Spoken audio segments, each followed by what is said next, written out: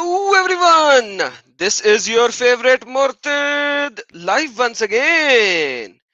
And today, one more time, we have our dear brother Lloyd with us, who is a handsome brother in Christ. Welcome.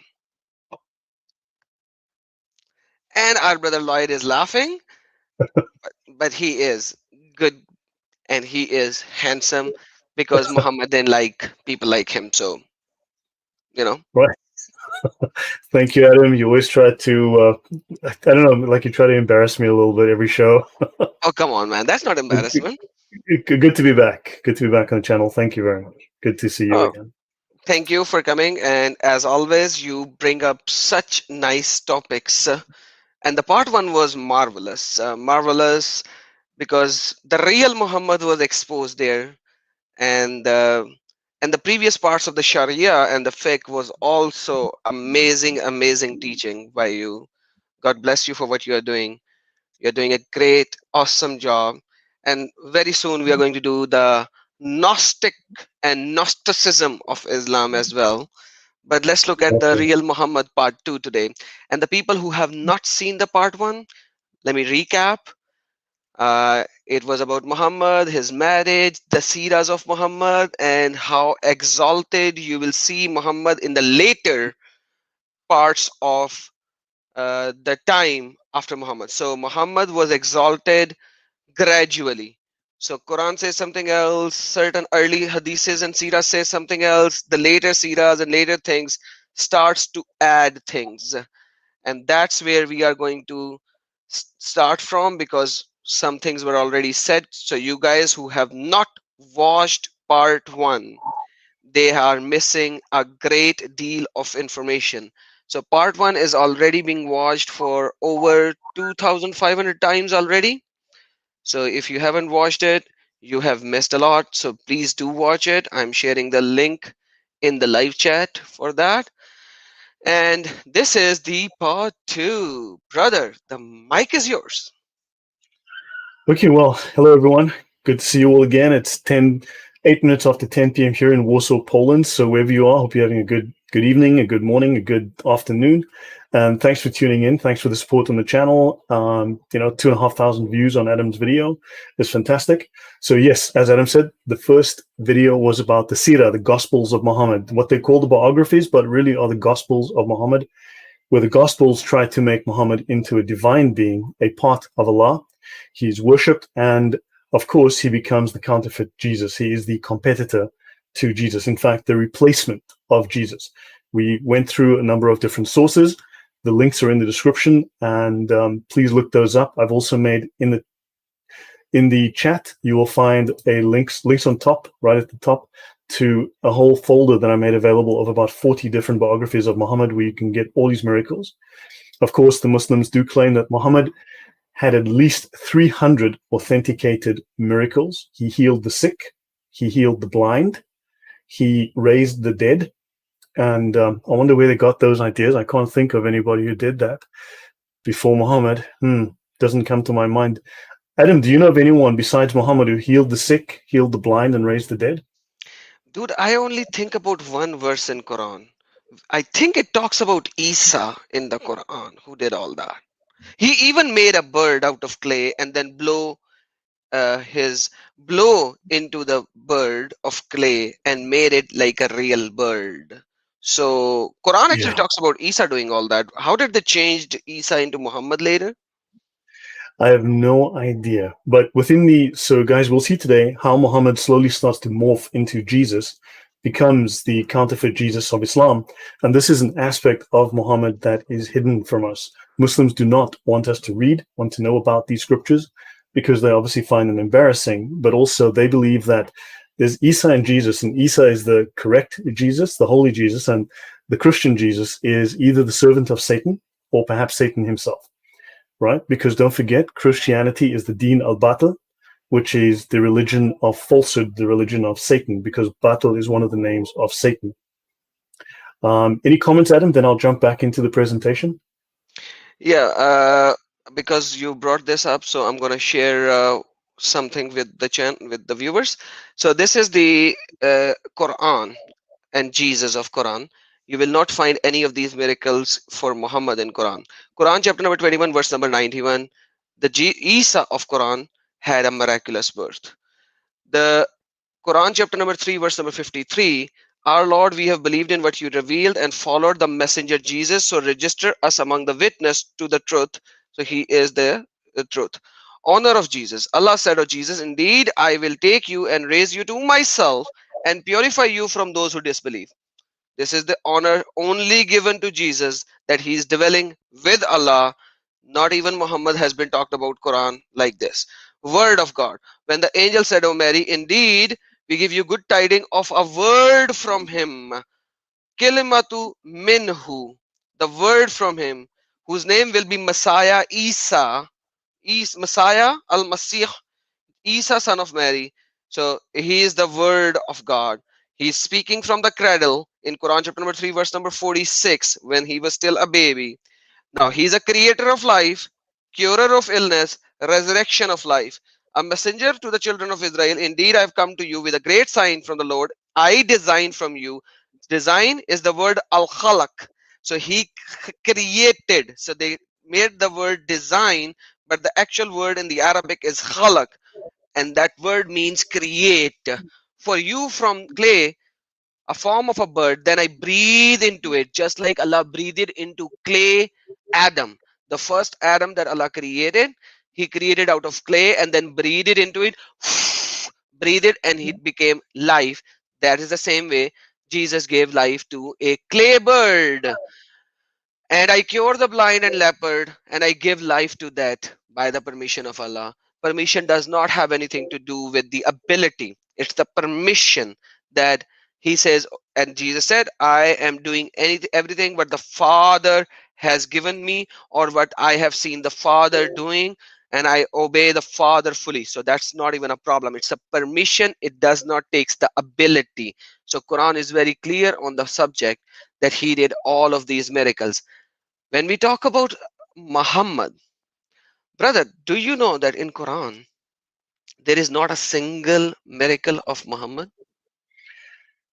Which is very true. However, I can show you the title of a book called 300 Authenticated Miracles of Muhammad, where Muhammad performs 300 miracles, including provide water coming out of his hands, enough for 1,000 people who didn't have water, feeding 1,000 people with a small pot of food, Muhammad striking a big rock larger than he was once with a spade, and the rock turns to sand. He heals the sick, he heals the blind, he heals. Yeah. So Muhammad is apparently, according to Islam, the greatest miracle worker that ever existed. Wow.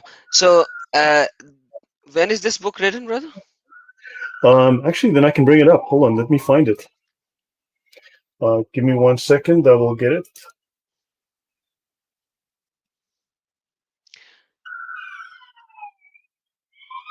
It'll just take me a moment to find it. There we No go. worries, brother. Okay, so this is it. I have it here. Let me just share my screen. And let me bring it up. Yep, See? so here we go. And here we go. Wow, So, 300 authentic miracles of Muhammad. Doesn't it looks like the movie 300, you know? well, yes, so this is compiled by Badr Azimabadi, right? So this is reverence and worship of Muhammad, making Muhammad into a divine being that is not discussed commonly, right? So we can just skip forward. So here's a list of sources that they use, right? These books are a list of sources, right? The Sahih al-Sitta, right? Or Siyah Mhm, al-Sitta, and a whole bunch of these. So al-Sirah al-Nabawiyya by Ibn Hisham. So they actually use it as authentic. Ibn Kathir, right? And they have a bunch of other ones. So yeah, you'll find that they could use the Sirah to prove Muhammad's divinity, right? So let's just jump into some random miracles. He split the moon. So this is authentic, right? oh, His he victories, split the moon. yeah. Let's see, descending of angels during battles, right? Authentic miracles. Let's see, the dust storm during the Battle of the Trench was a miracle of Muhammad, right? Good grief. The things that they call miracles are just sometimes The promise of khilafat, inheritance of the land, is a miracle, right? So it's just, these are all things that they claim. So remember, it is according to, and I showed this last time, according to the hadith, if someone lies about Muhammad, they go to hell, right? So if these are true, then where's the proof? Because who saw some of these things happen? Where's the evidence? And if they're not true, then every single scholar who wrote one of these sirah is going straight to hell. This includes Muslim, Bukhari, Ibn Kathir, Ibn Taymiyyah, a bunch of them that are making these claims. They all, most of the Islamic scholars have gone to hell for making false claims about Muhammad. Amen. Amen. If it is, if we, okay, so let's just put this to Yeah. rest before we go into our subject. Let's just put this to rest. Daddy, love, thank you for your super chat. Thank you so very much. So let's just put this to rest first. Uh, let me show you, not this one, sorry. Now I'm going to show you something nice before we can put this to rest. The Quran is saying, Quran chapter number 54, verse number 1, the chapter of the moon, Al-Qamar, the chapter of the moon. The hour has drawn near, means the hour of the judgment, the day of judgment. And the moon is split.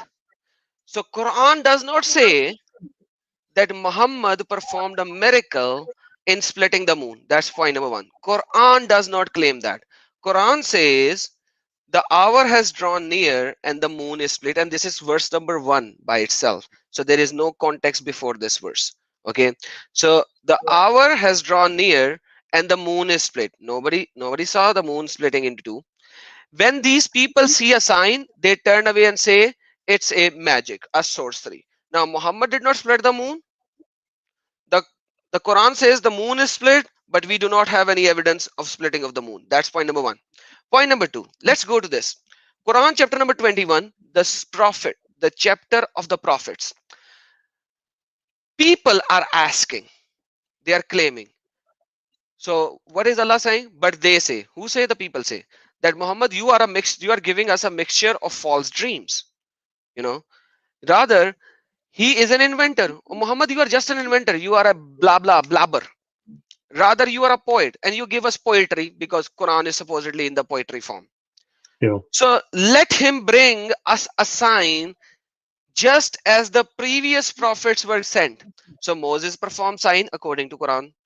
Jesus performed sign according to Quran. So many prophets according to Quran performed signs and miracles and wonders.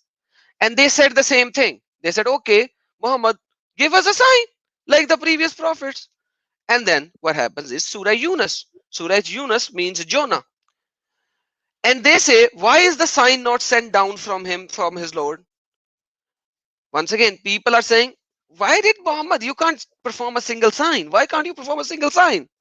So Muhammad said, so say to them, the unseen is only for Allah. So wait, indeed, I am among those waiters. So guys, wait, I'm going to give you a sign. Wait, not right now, but I am going to give you a sign. Okay, I'm going to give you a sign. That's what they say. Quran chapter number 13, the thunder, the chapter of thunder. It says, and those who disbelieve says, why has a sign not been sent down to him from his Lord? Because now they are waiting. They are tired. They are saying, we are waiting. Sign is not here. And tell them, you are only a warner. And for every people, there is a guide. So no sign is going to be given to you, O Muhammad. Tell them. Chapter number 29, verse number 50.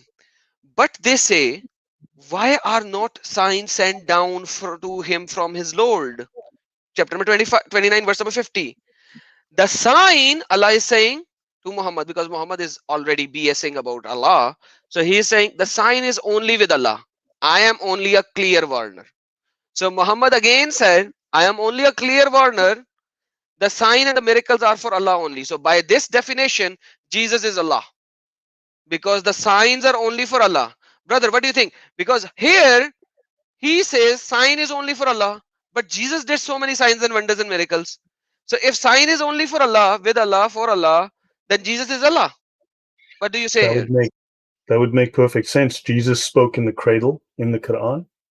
Jesus actually spoke as an infant, as a newborn infant. Jesus actually spoke. Muhammad in the Quran has no miracles. There's no evidence of his miraculous nature. In fact, all the prophets were visited by God, whereas Muhammad never met God. All the apostles, sorry, all the prophets that were seen to be a companion of God, whereas Muhammad had his revelations in private. There were no witnesses at the beginning. So these are questions as well that need to be asked. Besides, he was in a cave. The fact that he was in a hole, a dark hole, that's another question compared to other prophets. Perfect. So I'm gonna bring another one. Chapter number 6, verse number 109. And they swear by Allah. So now the polytheists are saying we swear by Allah,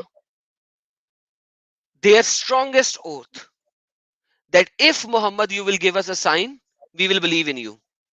Brother Lloyd, check this out. This is very important verse. For Muhammad, they are saying, we swear by Allah, Muhammad, if you give us a sign, we will believe in you. And because Muhammad did not had a single miracle, he was jack of nothing, right? He says the signs are only with Allah. And what will make you perceive that even if a sign would have come, you believe? So, brother, now this is the time when Jesus said, I have done so many miracles. You don't believe in me yet. Here Muhammad is saying, I am not going to give you a sign, you fools, even though that you're swearing by Allah. So, like, come on, imagine there are hundreds of people we are saying, I swear by Allah, if you give me a sign, I'll believe in you.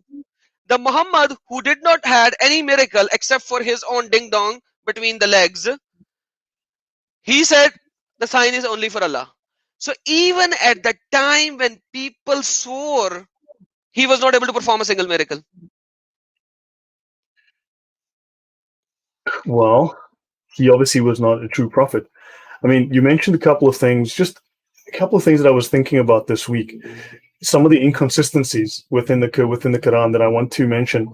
You know that Satan refused to worship Adam, right? Satan refused to bow down to Adam because this would be shirk, Yes. right? So Satan was thrown, Iblis was thrown out of heaven, out of Yep. paradise, and thrown down to the earth, Yep. right? And then later on, Eve was made, and Eve was tempted by Satan. Now, if Satan was thrown out of paradise, how did Satan get back in to tempt Eve? Bam. And you know, a lot of scholars of Islam fight about this so Right, much that it might be possible that this Jannah is in the world, because or the Satan might have penetrated into the Jannah without telling Allah. There are so many speculations on that by different scholars, man, because right. this is a huge problem. Yeah. And then, of course, there's the Quran verse that says something about what Jesus says, blessed is the day that I was born, the day that I die, and the day that I'm raised again. Raise the life, Right? yes. So he's born, he dies, he's raised again.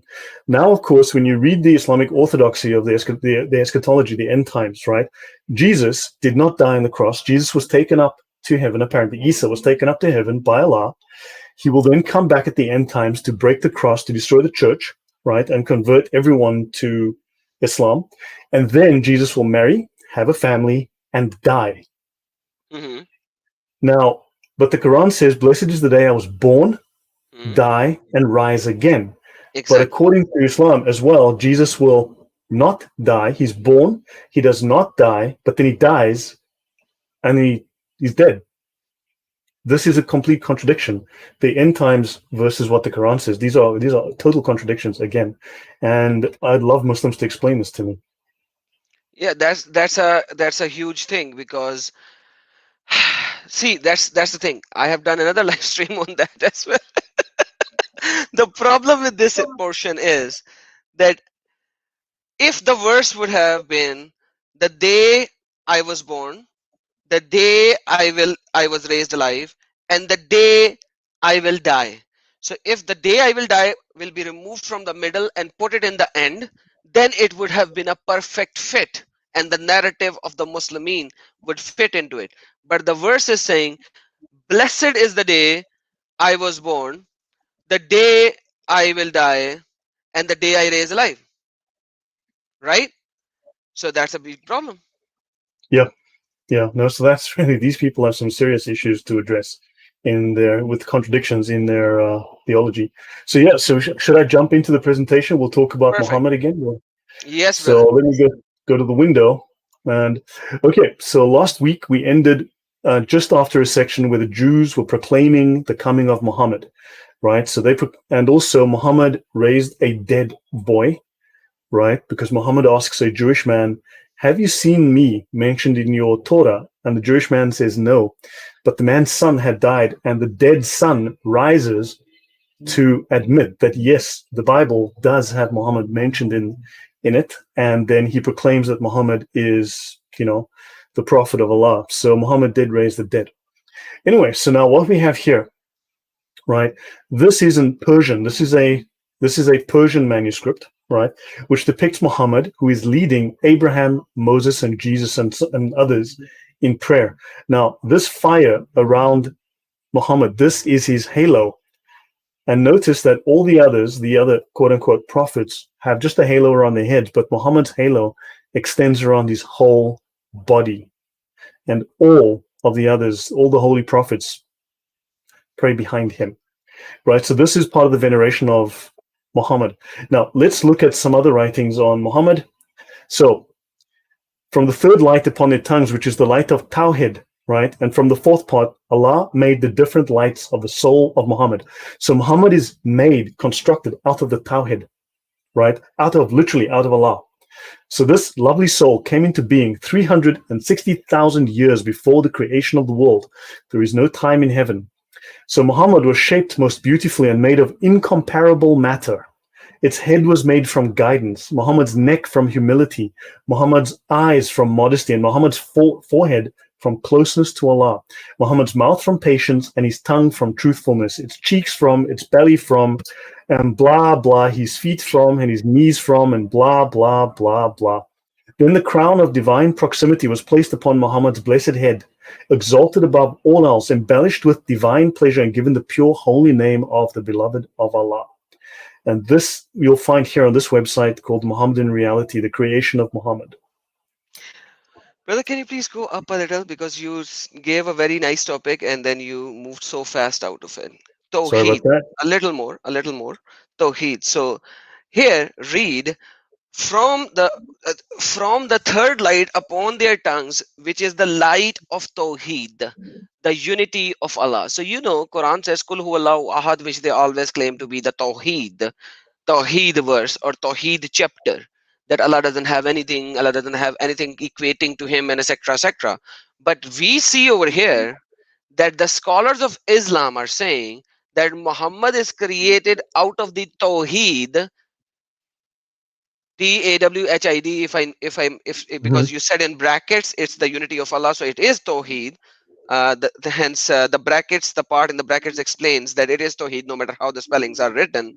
The light of Tawheed. So what you are telling me is that Muhammad comes from the Nur Allah. So He does. Muhammad is the part of the Nur Allah. He is. He is literally a piece of Allah. He's a piece of Allah. Yeah. He was Awesome. emanated from Allah. He was taken from Allah's own essence. He is a part of Allah's own essence. So Allah and Momo are one. Yes. Awesome. Awesome. So guys, according to Islamic scholars, Allah and Momo are one. Okay, Yeah. please, brother. Remember, I showed a number of these like this last time. Okay. Last week, I showed a number of these, right? Several Yeah. of these.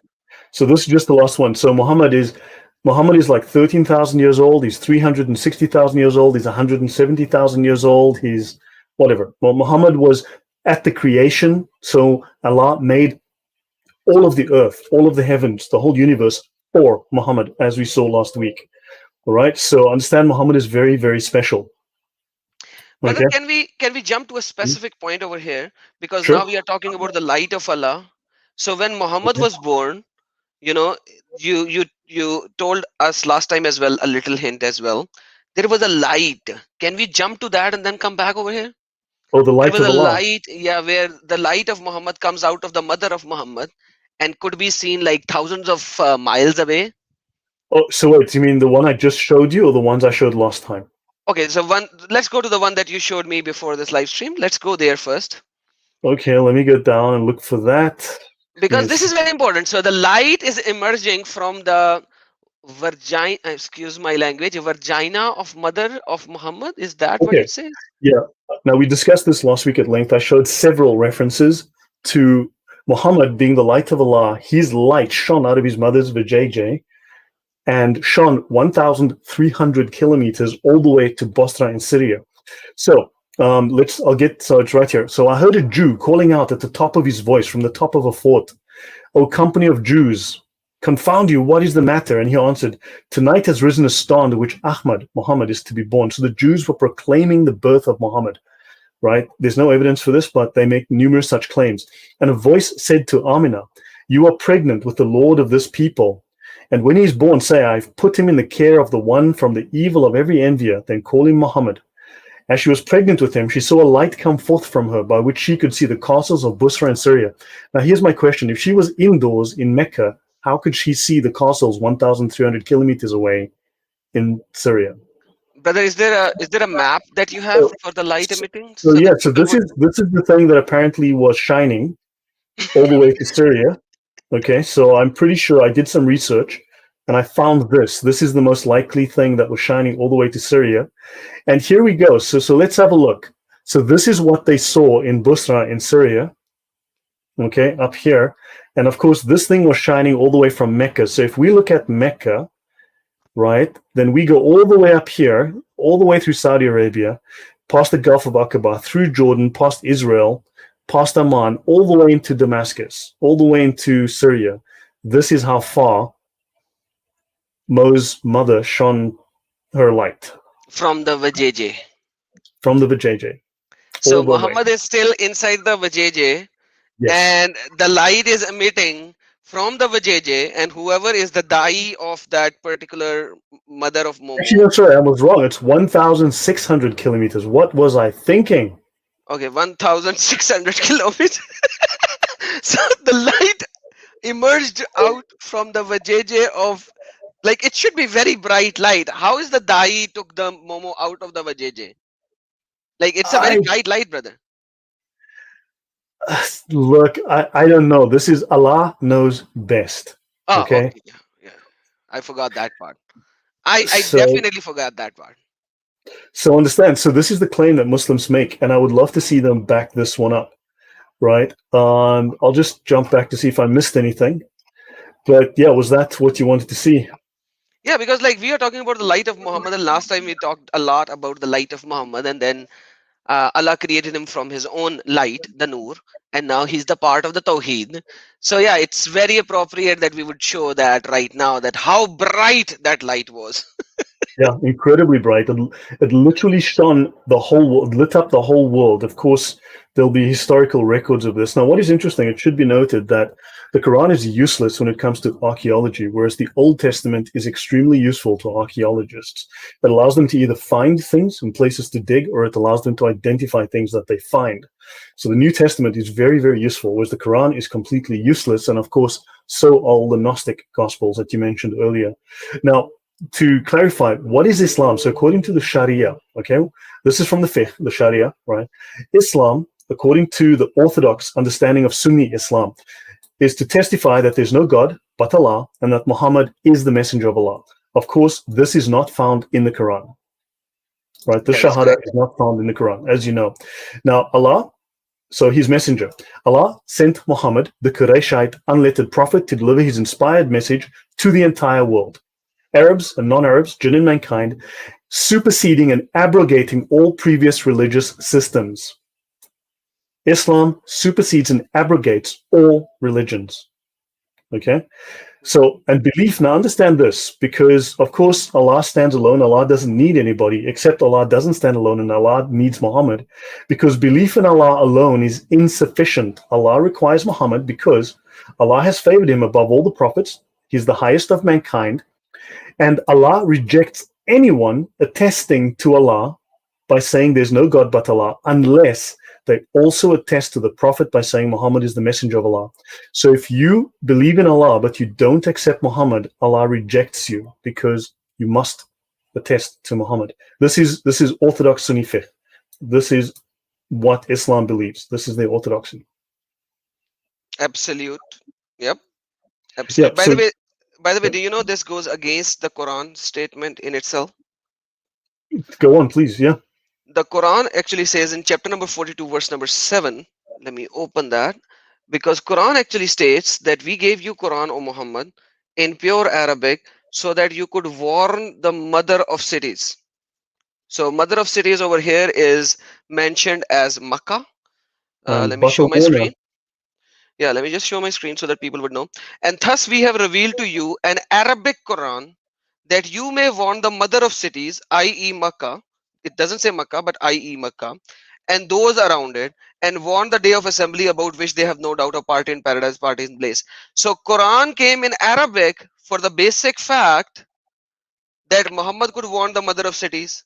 Now, what you are showing, the basic example of Islam, they Yeah. are going against Quran, FYI. Correct. Which is common. Now, notice Jesus does say, I'm the way, the truth, and the life, and no man cometh unto the Father but by me. So, Mhm. effectively, Islamic fiqh, right? And this is taken from the Umdat al Salik, right? This states that no one comes to Allah except through Muhammad. So, and they state here that Allah has obliged everyone to believe everything the Prophet has informed us, okay, and does not accept anyone's faith unless they believe in what Muhammad has told us, what will happen after death. So they must accept the word of Muhammad. And this is within the Sharia, okay? Links again are in the YouTube chat. So Muhammad says in the Hadith, I am most like Jesus among the whole of mankind. So Muhammad is claiming that he is the most like Jesus. And in fact, in different hadith, Muhammad claims to be the most like Abraham, that in fact, he looks more like Abraham than Abraham's own children. Okay. So Muhammad says, I am the nearest of all people to Jesus. This is in Sahih Muslim and Sahih Bukhari, right? So he claims that he is the closest of all prophets to Jesus, when in fact, he denies the divinity of Jesus and he tries to replace Jesus. That is correct, brother. Now, what is just a small little aside in the Islamic tradition? Notice that Mary did not have a husband, right, and thus was Yes, not married to Joseph. Right, this is the yes. Islamic version of this.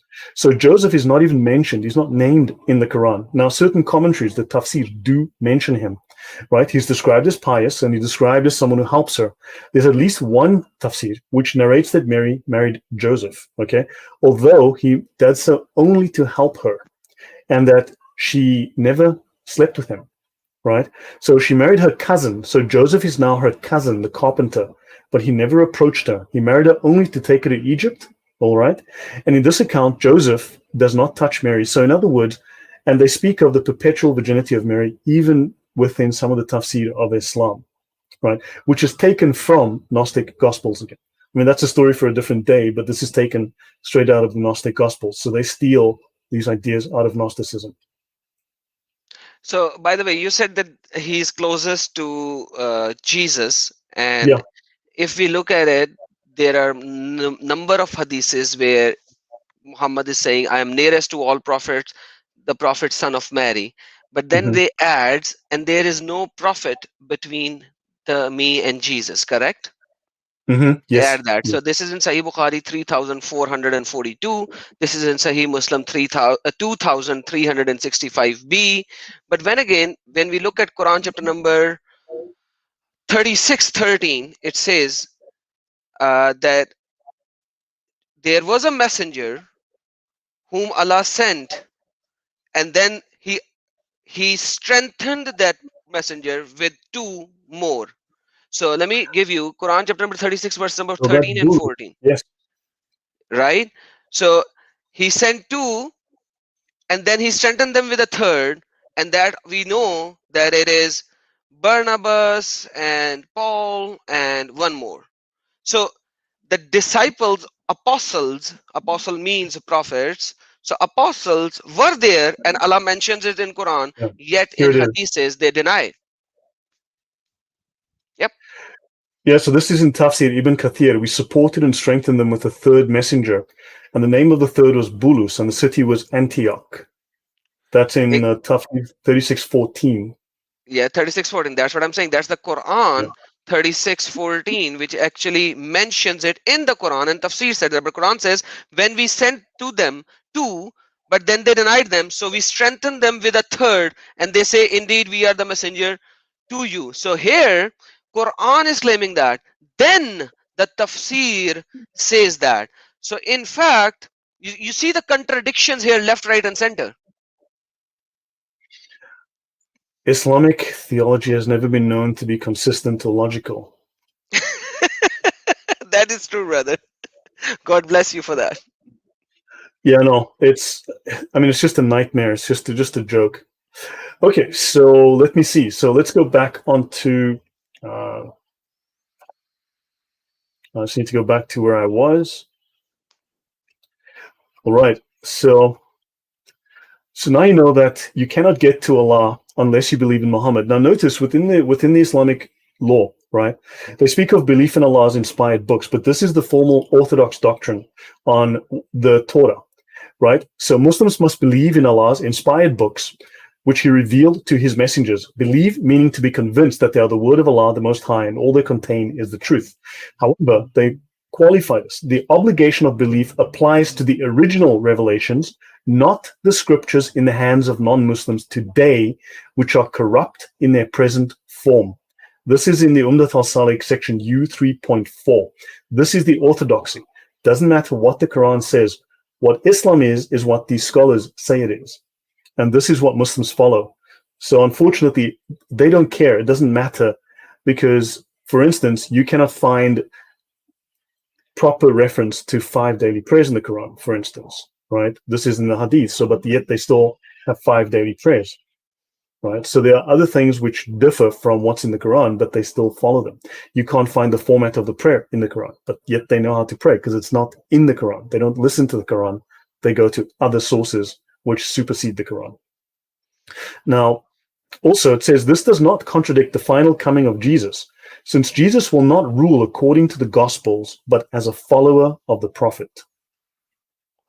So Muhammad will have Jesus serve him and pray behind him. So the faith of the Christians was that whoever adhered to the Gospel and the teachings of Jesus, their faith was valid and acceptable until the coming of Muhammad.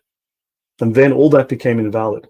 And those of them who did not follow Muhammad and give up the Sunnah of Jesus and the Gospels, so you must give up Jesus, give up the Gospels, those people are lost.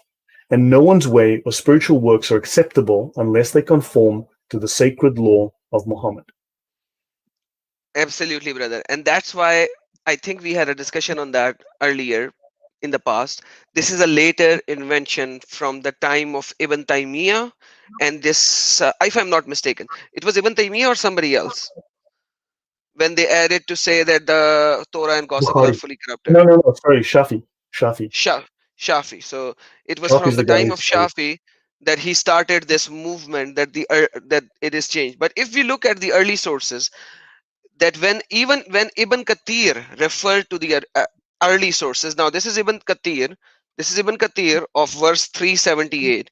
Now, when he is referring to the early source, which is Ibn Abbas, said that the ayah mean that the altar and add, although none among Allah's creation can remove the words of Allah from His book, they alter and distort their apparent meaning.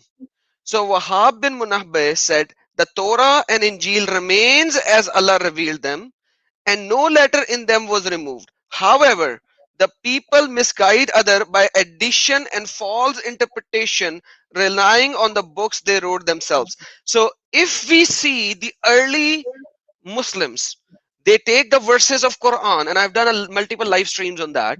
They take multiple verses of the Quran, and they can only agree to the fact that the Torah and Injil is not corrupted.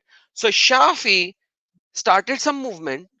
Ibn Taymiyyah made it even more, and this whole new movement, and Ibn Qayyim actually started the movement of uh, the polemics Yes, against the polemics, yes. polemics against the Christians and the Yahud. He's the one who started it, which the Muslims are still using, and the Didat's lectures are basically taken from Ibn Qayyim. So Correct. if we look at it, the early Islamic scholars, they do not agree with that, but the later They added to this that everything is corrupted to announce their religion. And that's the reality. But once again, we are looking at the later sources, and that's how the Muslim takes it. They don't take the early sources, they reject the early sources because it does not go along with their current motives and intentions. So they reject early sources and take the later sources. Please, my Right. brother. Okay, so understand, Muslims basically. So Muhammad does say in Quran 18:110, "I'm only a man like you to whom has been revealed that your God is one God." So of course they contradict themselves all over the place, right? And then of course do not exaggerate.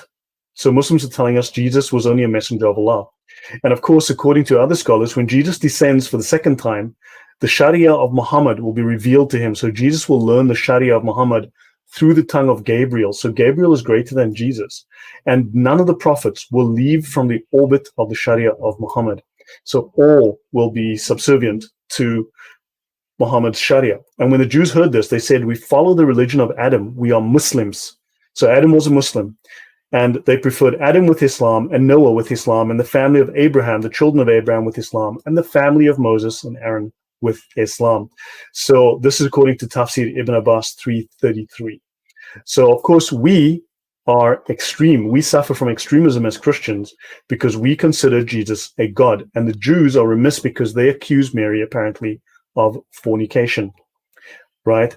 Now understand, if you go into the Sirah again, Jesus was standing praying, and the one who most resembles him is this guy, whoever this guy is. So suddenly it's not Muhammad.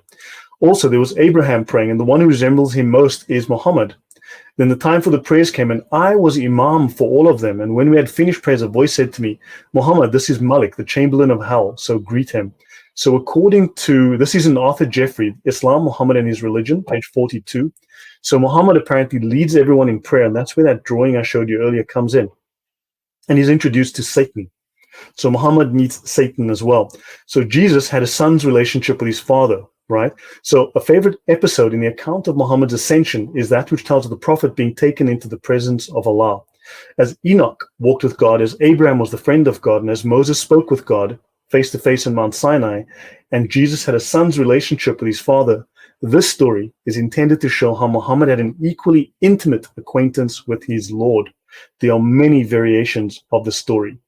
So, of course, Islamic Sirah constantly differ.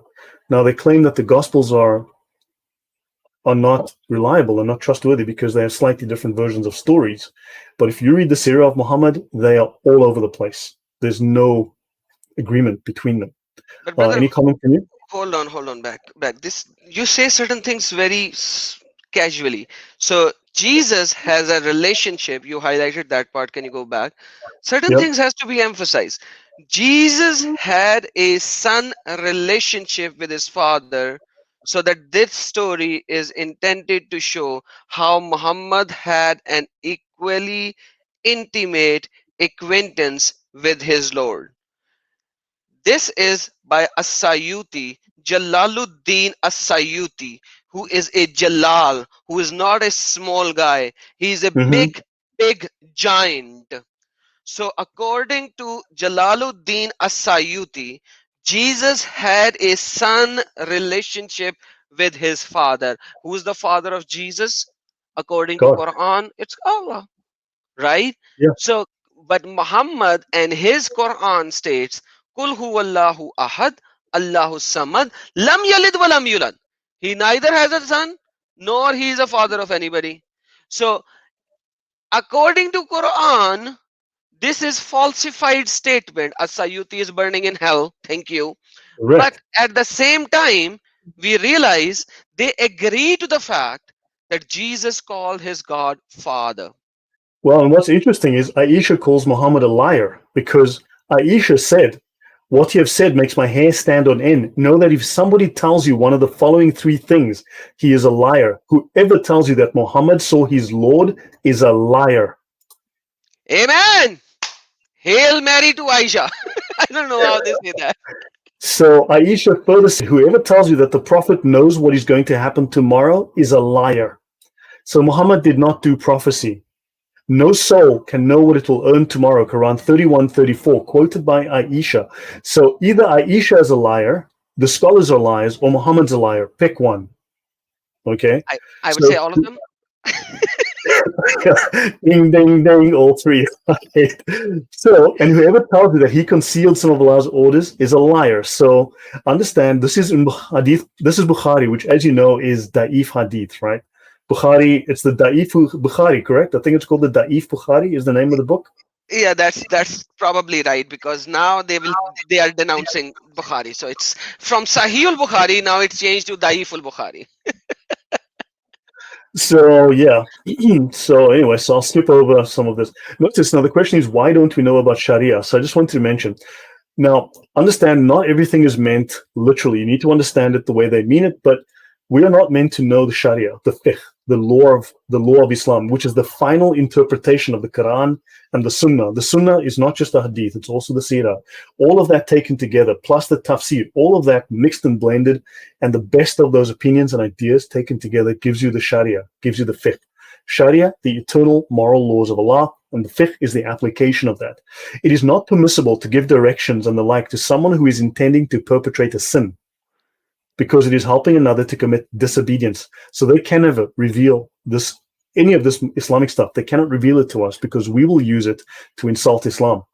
They cannot give directions to people who are wrongdoers, okay, for corruption. Corruption, technically in Islam, means temptation away from Islam, away from the faith. And teaching questions of sacred law to those learning it in bad faith who do not want to become Muslims, but for unworthy purposes. So it is forbidden, this and many other laws that forbid Muslims from revealing the Sharia to non-Muslims. Fitna, they speak of fitna. Remember, fitna is worse than murder, according to the Quran, right? Yes. Fitna is just temptation. According to the Sharia or the fiqh, temptation away from Islam is fitna. Fitna is not corruption as in you do something bad. It's just you're leading Muslims away from Islam, and therefore you must be killed. To kill you is better than you leading Muslims away, right? And of course, let's do one more thing, permissible lying, right? After this, I want to talk about, we'll get into some of the miracles of Muhammad, but there's a chapter within the Sharia called permissible lying, right? So, of course, Muhammad says he settles disagreements between people to bring about good. Now, this is their definition of good, okay, or peace. This person is not a liar. So a Muslim who tries to convert you or tries to convince you of the good of Islam, yes, fitna is good, right? So, yeah, but this person is not lying. So if they are lying for the good of Islam, they are not lying. Oh, wait, wait, wait, Now, wait, wait, wait, wait, wait, wait. yep, So what you are telling me is, FYI, for our listener to understand. So if you are lying to bring somebody to Islam, that lie is not a lie. correct. So if I tell somebody, accept Islam and you will be able to drink alcohol even if you are a Muslim, Correct. will I not be punished of lying even though that I know that I'm lying? No, you will not be because you are doing good. So that is why you can lie and say, come to Islam and still drink alcohol and still do everything and nothing wrong in it. Yes. So Perfect. what this, so how this looks, the Sharia and the fiqh are the final exegesis of all of the verses of the Quran. Forget the Quran. All of that exegesis has been done, and you can find it written in black and white in the Sharia, right? So Muhammad did not lie except for three things: warfare. And don't forget, Islam is permanently at war. Two, settling disagreements. And three, lying to your wife. Those are the three things where Muhammad was heard to lie. Okay? Warfare, settling disagreements, and lying to your wife, which is allowed. So, under settling disagreements, when you argue with a Muslim, you have a disagreement. To settle the disagreement, he can lie to you. Understand? So, now the best analysis of the topic of what eventually becomes obligatory lying in Islam, obligatory lying, is by Al-Ghazali, who's the number one scholar of Islam after Muhammad, and he's even above the founders of the four schools. He says speaking is a means to achieve objectives. If a praiseworthy aim is attainable through both telling the truth and lying, it is unlawful to lie because there's no need for it. When it is possible to achieve such an aim by lying, but not by telling the truth. It is permissible to lie if attaining the goal is permissible. Now, don't forget, it is always permissible to bring people to Allah. It is always permissible to make Islam supreme. So when the purpose of lying is to circumvent someone who is preventing one from doing something permissible, if you're opposing Islam and they are trying to spread Islam and you are opposing them, and the purpose is to circumvent you, then it is obligatory to lie if the goal is obligatory. So by the way, Carolina, this is not called takayya. Takayya is when you lie in the face of you being about to be killed or punished. That's a separate thing. There's a This one, second definition of taqiyya. There's also tactical deceit for the purposes of spreading Islam. So there's a second they call it definition. something else. Yeah, they call it something else. I forgot the exact name of that. But yeah, so so basically Islam, you can lie. And by the way, this reminds me of a 1 minute video. Let me play if you don't mind, because this Sure. is what a Arab scholar said in a live telecast. In a live telecast. Check this out, guys. It's in Arabic. The subtitles are there. كان في واحد مسلم بجوار واحد يهودي. فالمسلم كان يرى من اليهود يعني شيء من الطيبه ولو كانت بسيطه، فكان نفسه باي طريقه إن هو يفكر طريقه يخليه يسلم بيها. فراح كلمه وقال له: يا فلان، يعني اليس لك حاجه في الاسلام؟ انت ما نفسكش تسلم؟ قال: والله ما يمنعني من الاسلام الا اني احب شرب الخمر. انا فعلا نفسي اسلم من زمان، بس انا الحاجه الوحيده اللي منعاني ان انا مدمن خمر. فالمسلم ابتكر له طريقه، قال له: خلاص اسلم واشرب الخمر براحتك. طبعا المسلم مش قصده كده طبعا، فقال له: اسلم واشرب الخمر. قال له: خلاص ماشي. فاليهودي Right. اشهد ان لا اله الا الله وان محمدا رسول الله صلى الله عليه وسلم. فقال له المسلم: الان اصبحت مسلما، فان شربت الخمر طبقنا عليك حد الخمر، وان ارتدت عن دين الله قتلناك. فثبت الرجل على دينه ولم يشرب الخمر ابدا بعد ذلك. ودي كانت حيله جميله من هذا المسلم. So, guys, this is how he explained it. Brother, what do you have to say about that? This was So a very he good plan. This is a very good plan. So he said, now that you have done the shahada, if you drink, you will be punished with the punishment of alcoholic drink. Means you will be use the hunter on you 100 times or 10 times or 50 times. And if you leave Islam now that you have accepted it, you will be killed, because that's the Islamic way. Man baddal deenu fuqtalu. So now that person remained a Muslim and he did not drink. Wow. Yeah, so this is trickery, but this is considered, yeah, but that's a story for another day. But the main foundation of lying within Islam is called hiyal, Hiyal. It is the oldest, you. most established form of trickery within Islam. It's called legal trickery. The first published works on this dates to the year 805, were the first complete. These are hundreds of strategies for deceiving people. It was originally applied to how to break promises, how to break oaths, how to break contracts, right? So technically you're following the letter of the contract, but you can break those contracts by finding ways to word things, to break any oath, any promise, any contract, any agreement, right? So, and then all of these other forms of lying are basically subsets of those, and they all fall under a doctrine called rukhsa. But that's for another day. So let me continue. So let's talk about Muhammad going to heaven, right? Muhammad on his burak, his horse or his cow or his flying camel, whatever it was, right? We still don't know. So according to Ar-Rahiq al-Maktoum, the sealed nectar by Saifur Rahman al-Mubarakpuri, says the Messenger of Allah was carried in body from the sacred mosque in Makkah to the distant mosque in Jerusalem on a horse called al-Burak. Now, of course, other sources don't know if it's a horse. They don't know if it's a horse. There could have been a donkey, could have been a pineapple, it could have been a duck. We don't know. All right. But the horse was called al-Burak in the company of Gabriel the archangel. Right. He tethered the horse to a ring at the gate of the mosque. Now, of course, what's interesting is the distant mosque in Jerusalem. It simply says the furthest mosque. There's no indication of where this mosque is. But of course, there also wasn't a mosque in Jerusalem at the time. This is a long time before the mosque was actually built. So it'd be interesting to know how Muhammad went forward in time. Right, so he was a time traveler too. And of course, he led the prophets in prayer at the mosque. Gabriel took him to the heavens on the same horse, and they reached the first heaven. He asked the guardian angel to open the door. It was opened, and he saw Adam. So Adam's on the first heaven.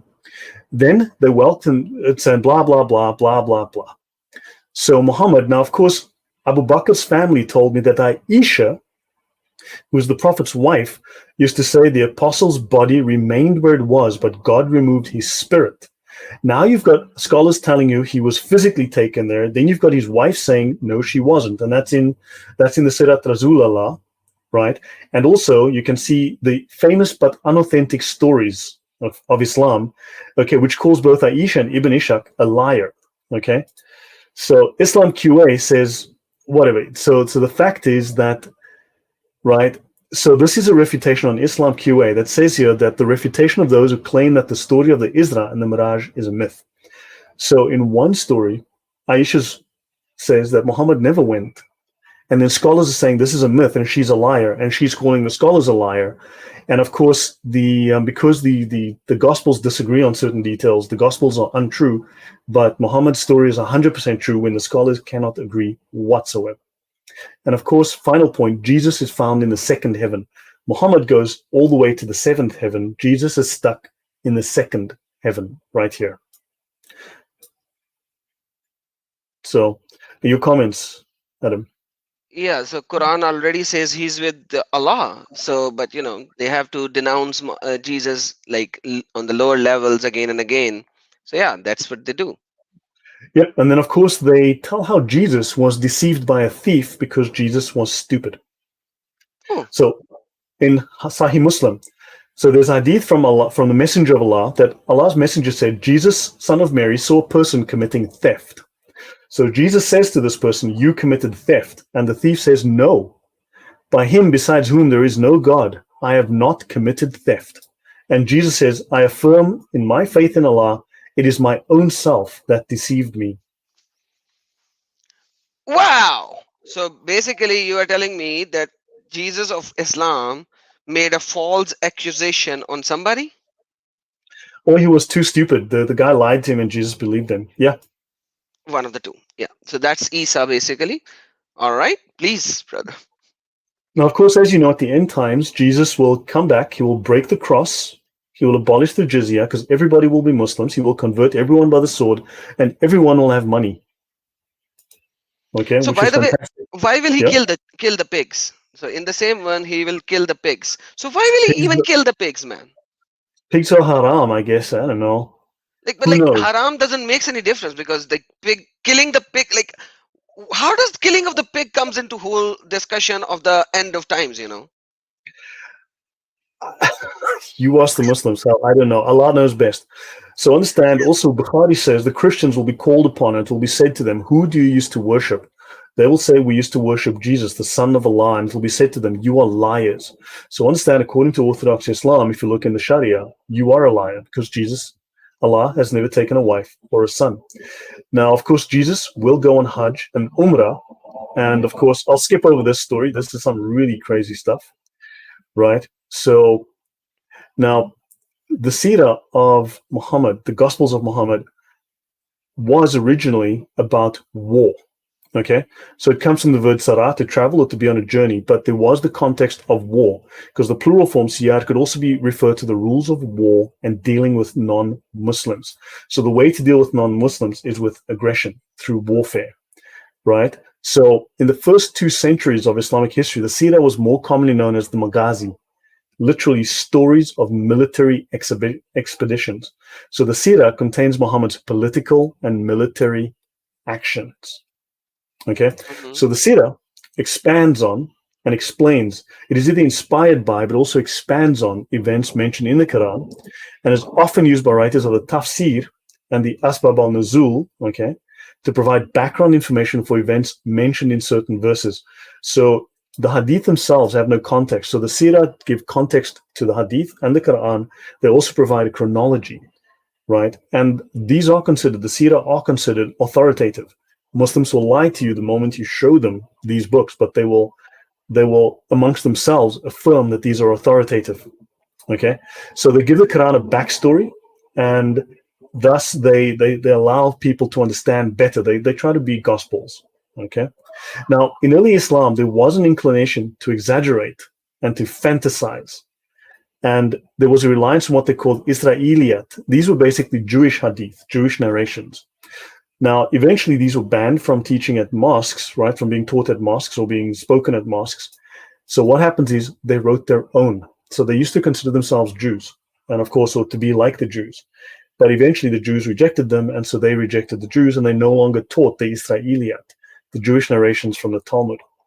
So later sources now claim to know more about Muhammad than the earlier sources. Now, Patricia Kroner, right, she found a pattern where the further a commentary was from the time of the life of Muhammad, right, and the events in the Quran, the more information it provided, despite the fact that all of these sources depended on earlier sources which had less information.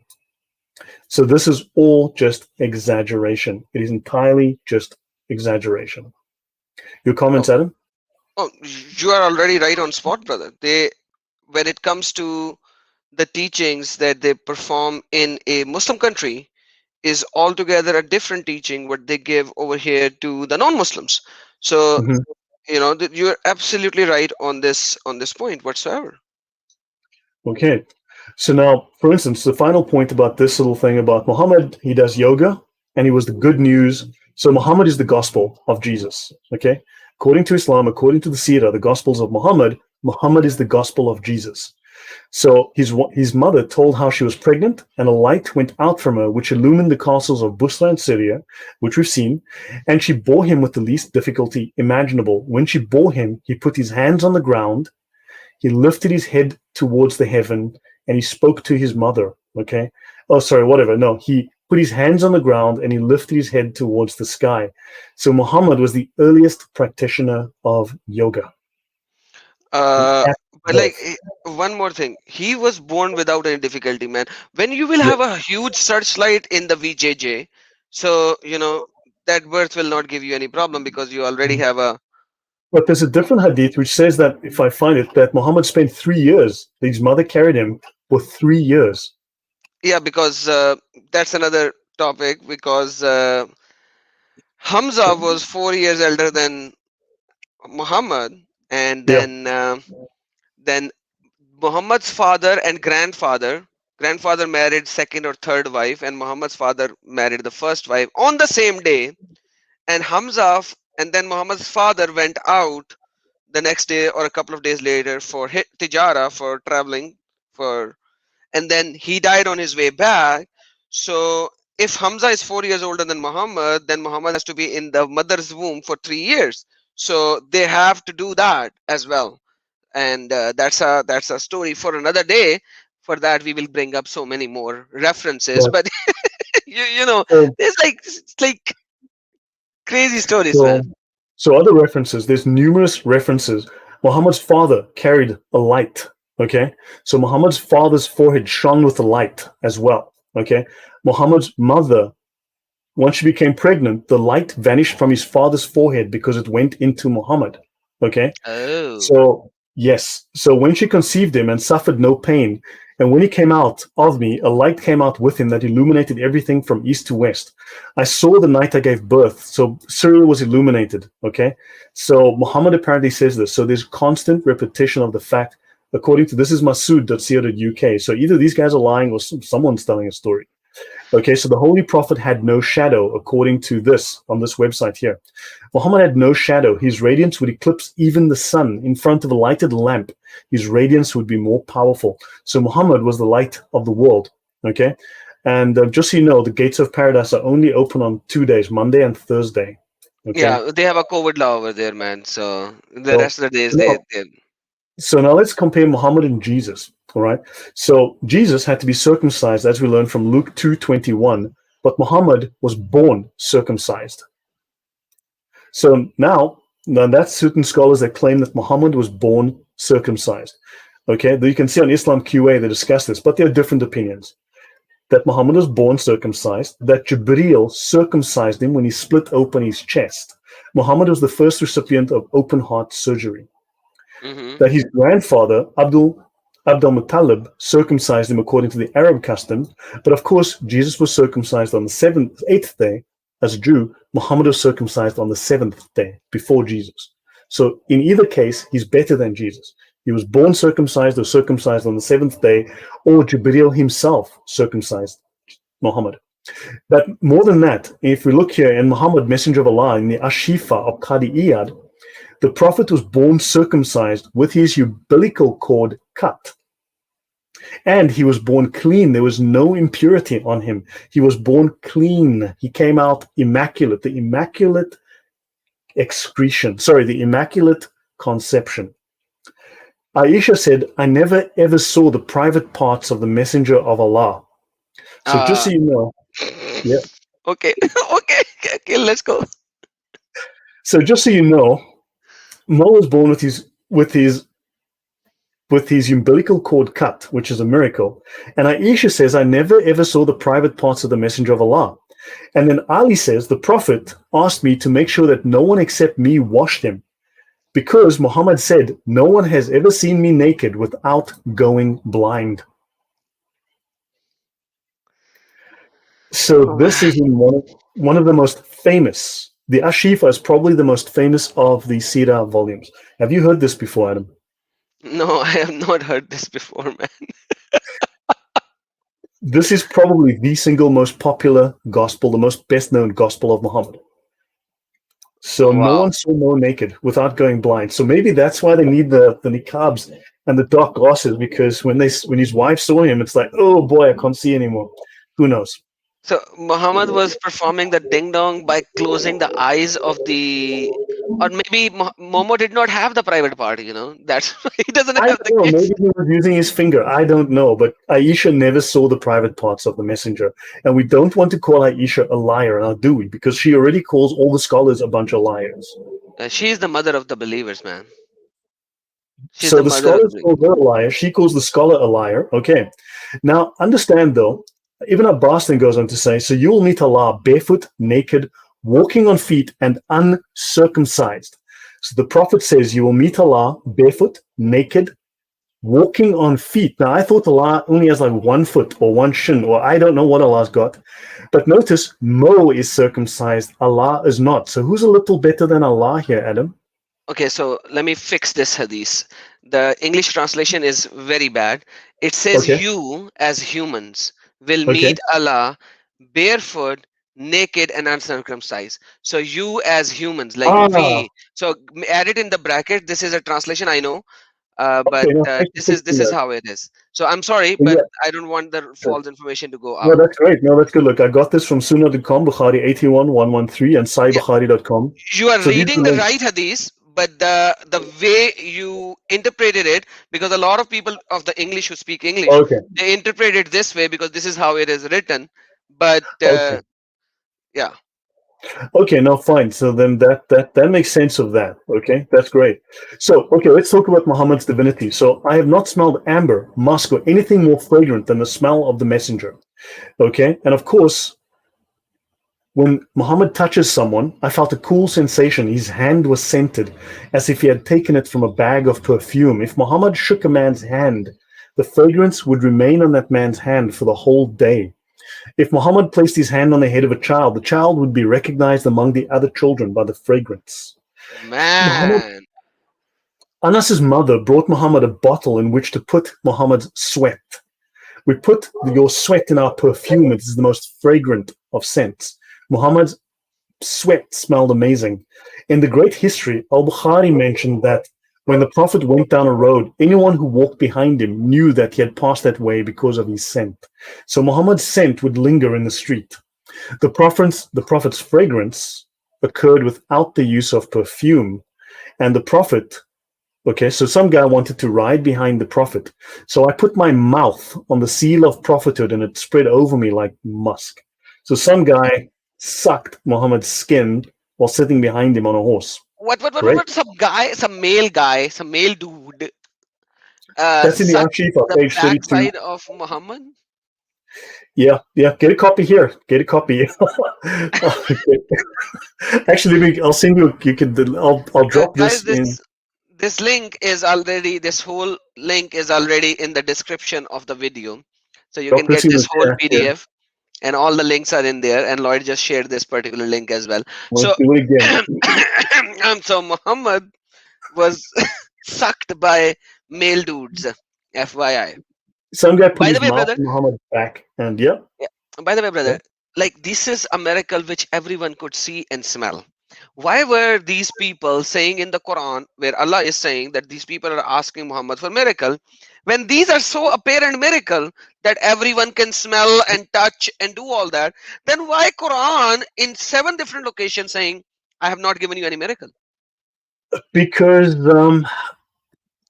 Allah knows best. I don't. So let's continue with Muhammad's miracles. Whenever the Prophet relieved himself, the earth would swallow his feces. That spot would be fragrant like musk. Oh It has man. been narrated on the authority of Aisha. When you go to the toilet to relieve yourself, and the person who goes after you does not find anything there, and the Prophet said, Allah has commanded the earth to swallow the feces of the prophets. So his feces is also perfume? Yes, and it's the earth swallows it.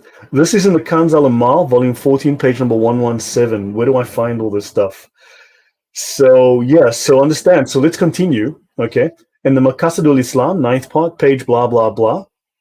Okay, there's a hadith that says whenever the Holy Prophet relieved himself, okay, this is a hadith from the Ashifa, the earth would swallow up Muhammad's feces and only fragrance would be left behind. Now, Oh. this scholar tells us, is there anyone who claims that his body gives fragrance? This is proof of Muhammad's prophethood. Because finding this out is easy. Whoever makes such a claim, make him wear wool clothes in summer and let him sit in the sun. Then a stranger should be asked to sit next to him. If the stranger does not run away muttering under his breath, then we will talk. This will show that the stink was of that person's body only. Can the claim that such stinking bodies are equivalent to the fragrant feces be acceptable? Never. This is the grandeur of Muhammad's feces. This is the majesty of Muhammad's feces. They are 1,000 times better than the bodies of others. I have nothing to say except, brother, next time do a research that when Muhammad was killed, they did not bury him for 3 days until his body started to stink, and Think. bring that and add it into it as well. So, of course, Muhammad splits the moon with a wave of his hand, as you know, but we won't go into that too much. But Muhammad splits the moon, okay? The So, moon of Aisha, right? Not the real moon. get your mind out of the gutter, man. Get your mind out of the gutter, Man, that's what okay? Muhammad did to 9 years old child, man. Dude, so understand. So some of the miracles, if you go through these Gospels of Muhammad, they'll tell you there's the miraculous splitting of the moon and the delaying of the setting of the sun. Muhammad not only split the moon, he delayed the setting of the sun. There's the miracle of the water that flowed through his fingers. The miracle of the water that flowed on account of the blessing of the Prophet. The miracle of the increase in the amount of food on account of his blessing. The miracle of the tree that spoke. The miracle of the palm that cried when Muhammad left. There are Oh, miracles related to inanimate things, miracles with animals, the miraculous revival of the dead. Muhammad raised the dead. There are babies and suckling infants that spoke and bore witness to Muhammad. The miraculous healing of the sick and the blind and the incurable, and miracles and blessings that were transformed through his touch. And you can find that on balagha.net, Shifa, Miracles of the Prophet's Characteristics, section 10. Whatever. This look, my entire presentation is available. There's a link. You can go check it yourself, see if I it's made in the this up. description. It's in the description, guys. You can check it. You can see it. By the way, I have done a stream on the donkey of Muhammad, who Muhammad could talk to, and that donkey accepted Islam. Previously, he did not used to like the female donkeys. He only liked the male donkeys. Then he accepted Islam, by the way, and he started to like the females as well. So, FYI. So understand, the Kaaba was the very first house of worship ever built for mankind. The Kaaba in Mecca was the very first house of worship ever built. Okay, And we don't have archaeological evidence for that, but please. you disbeliever, you. I don't believe. How can you not accept the evidence? You know what, Adam? I'm going to make you wear wool, and we're going to sit you in the sun. And if you start stinking, we know you're not as good as Muhammad. For His sure. poop is a, his poop is 1,000 times better than you. Okay. Yes, sir.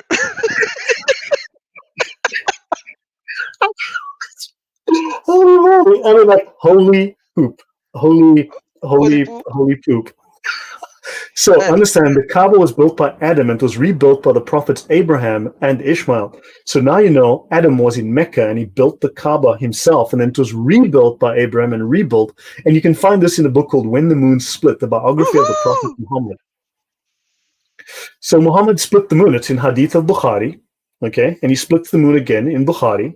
The moon was split into two, Bukhari. The moon was two parts, Bukhari, Muslim. The moon was split in two parts. And then the smoke, the moon, and the Bukhari. Okay, so now we know. Let's move on. So Mo miraculously healed people.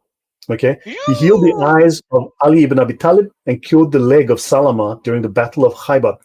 Now you should note that there is a goddess called Aphrodite, the Greek goddess or the Roman goddess called Aphrodite. Her symbol was the star, right? Uh, the Arab name, the Arabized name of Aphrodite is Khaybar. Khaybar means the great. Okay, she Mhm. was Akbar. Yep. So Aphrodite the Akbar, just so you know. And of course, the Kaaba is where Aphrodite used to stand. And yeah, you put this together. I am busy working on this in a different presentation. That's a But 2 plus 2, Khaybar, man. Nice. so this is from famous but unauthentic stories from the Sirah of Prophet Muhammad. I'll paste that link in here. This is such a great name.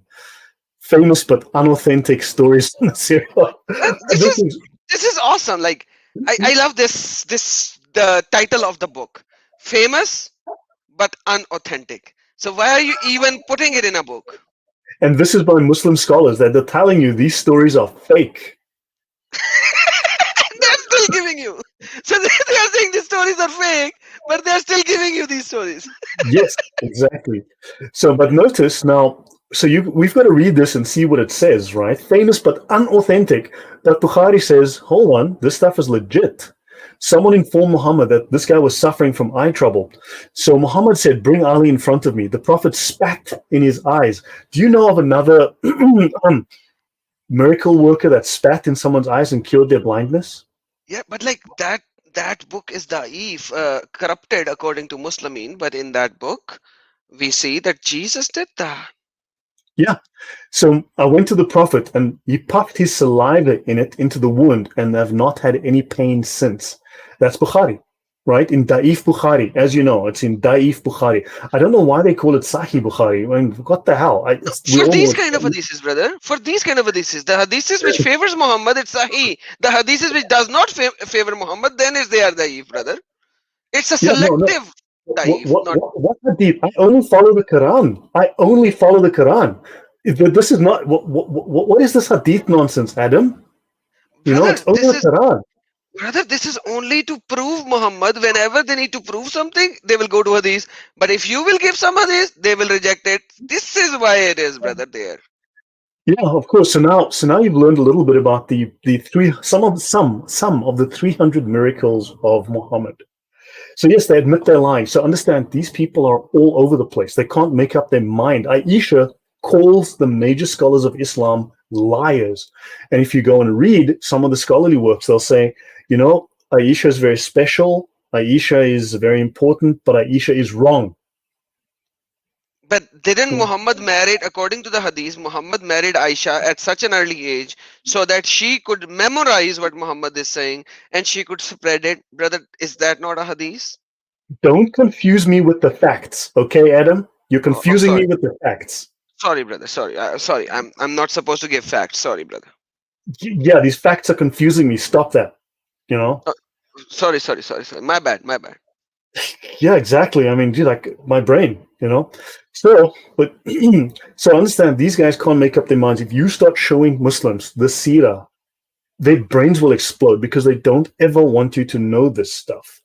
Okay, so it is proven from this hadith that in casual and crucial circumstances, a person offering prayer may spit in the mosque. Now, an honest question to my Christian friends: how often do you spit in church? Would never do such a thing. So, yeah, yeah. So, but apparently, okay, a person may spit. in the mosque. Now, I personally, if I had to, I guess I'd use a tissue or I'd get up and go to the toilet. I don't know, something. Maybe I'd swallow it if I had to. But yeah, you can spit in a mosque.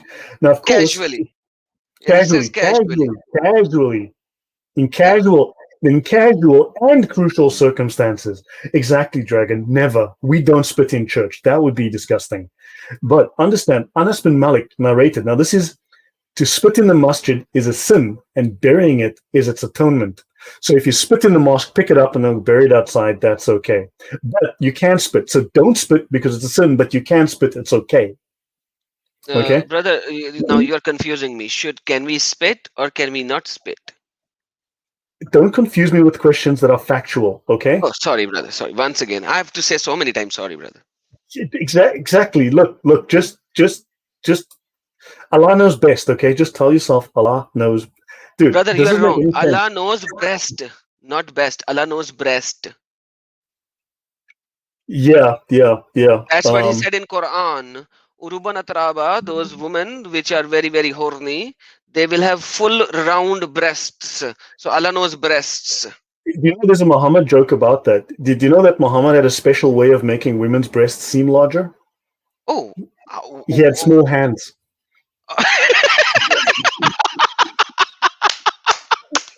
that's a good one, brother.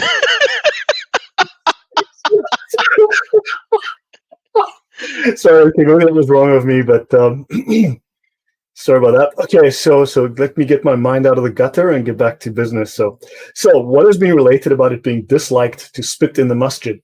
When you are in salat, then do not spit on your right, but behind you or towards your left or under your foot. So in other words, you can spit, don't spit, it's a sin, but spit, but not to your right. Just spit to your left or spit under your foot. So don't spit, but do spit, but spit to the left or spit under your foot, but don't spit because it's a sin, but you can spit anytime you want. You can do it casually.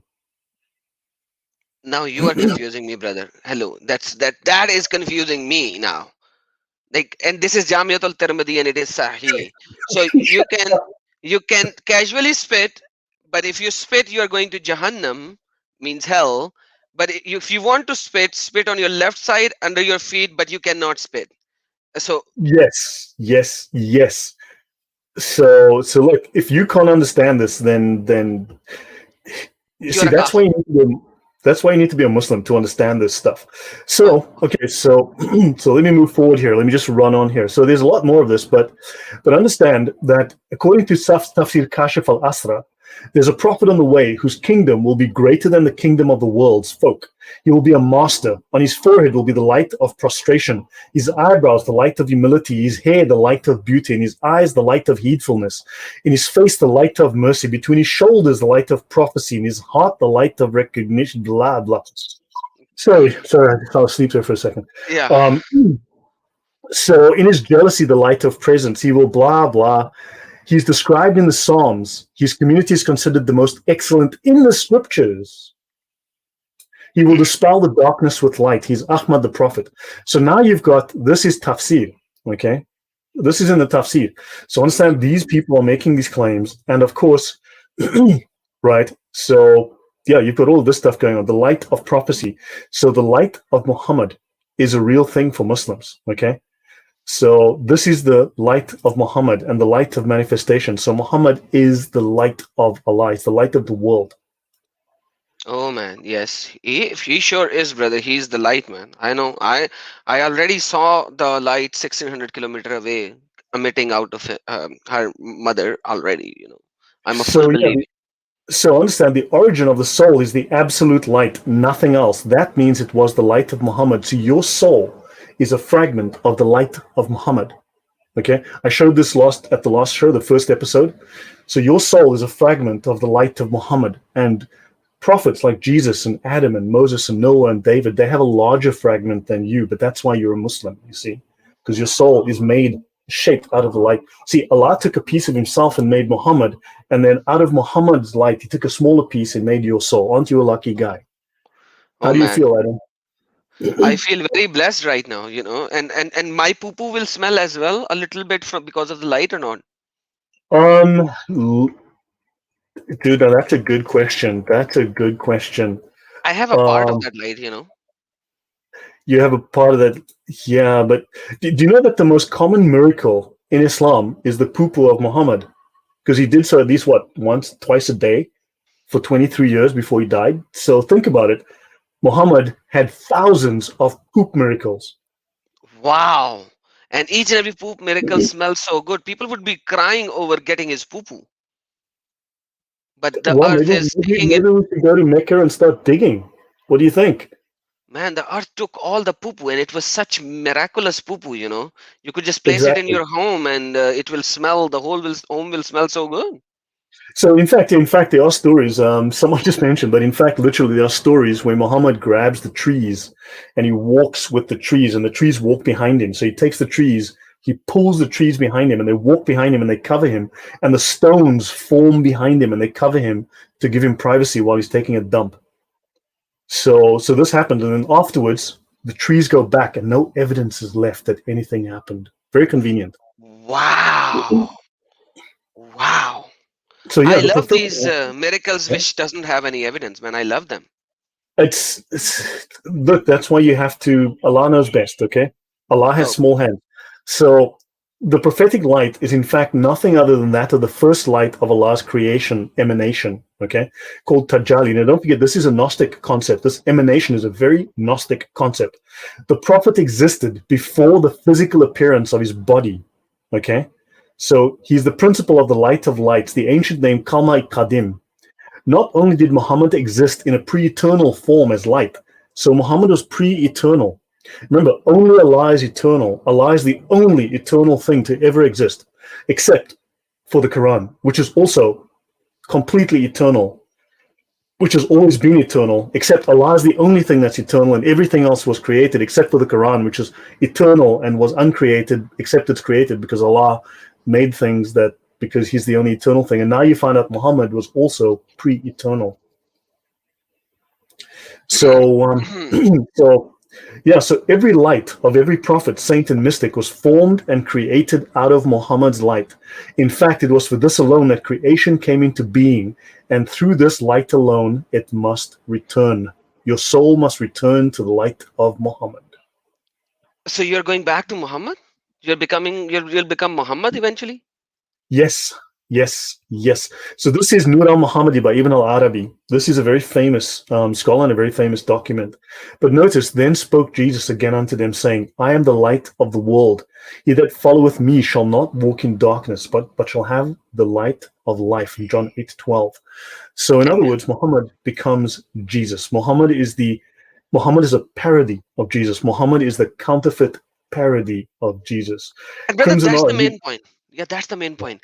When we say Jesus is the light of the world, we believe him to be God. We Yes. believe Jesus to be God. Hence, we are not performing any shirk. We we know he's God. Came and dwelt among us. When you say Muhammad is not God, yet he is the light and essence of God, then how could he not be God? You see Yeah. the dilemma over here. Correct. Yeah, no, exactly. No, so when you read the Sirah, Muhammad is divine. Muhammad is, remember, in the last show we discussed, Muhammad is the reason that Allah created the earth and the universe, right? Muhammad's light adorns the throne of Allah, known as the Arsh, okay? Arsh.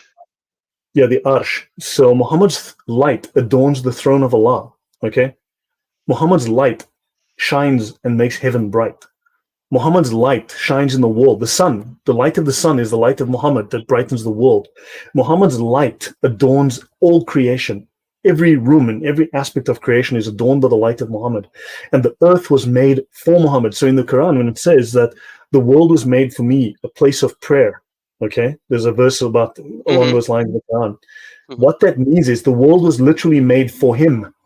The world Yes. was made for Muhammad. And the whole world must be under Islam. And by the way, like I said it last time as well, I grew up listening and believing this, that if it was not for the love of Allah to Muhammad, he would not have created this world. Allah Yes, created this world for the love of Muhammad because he created him.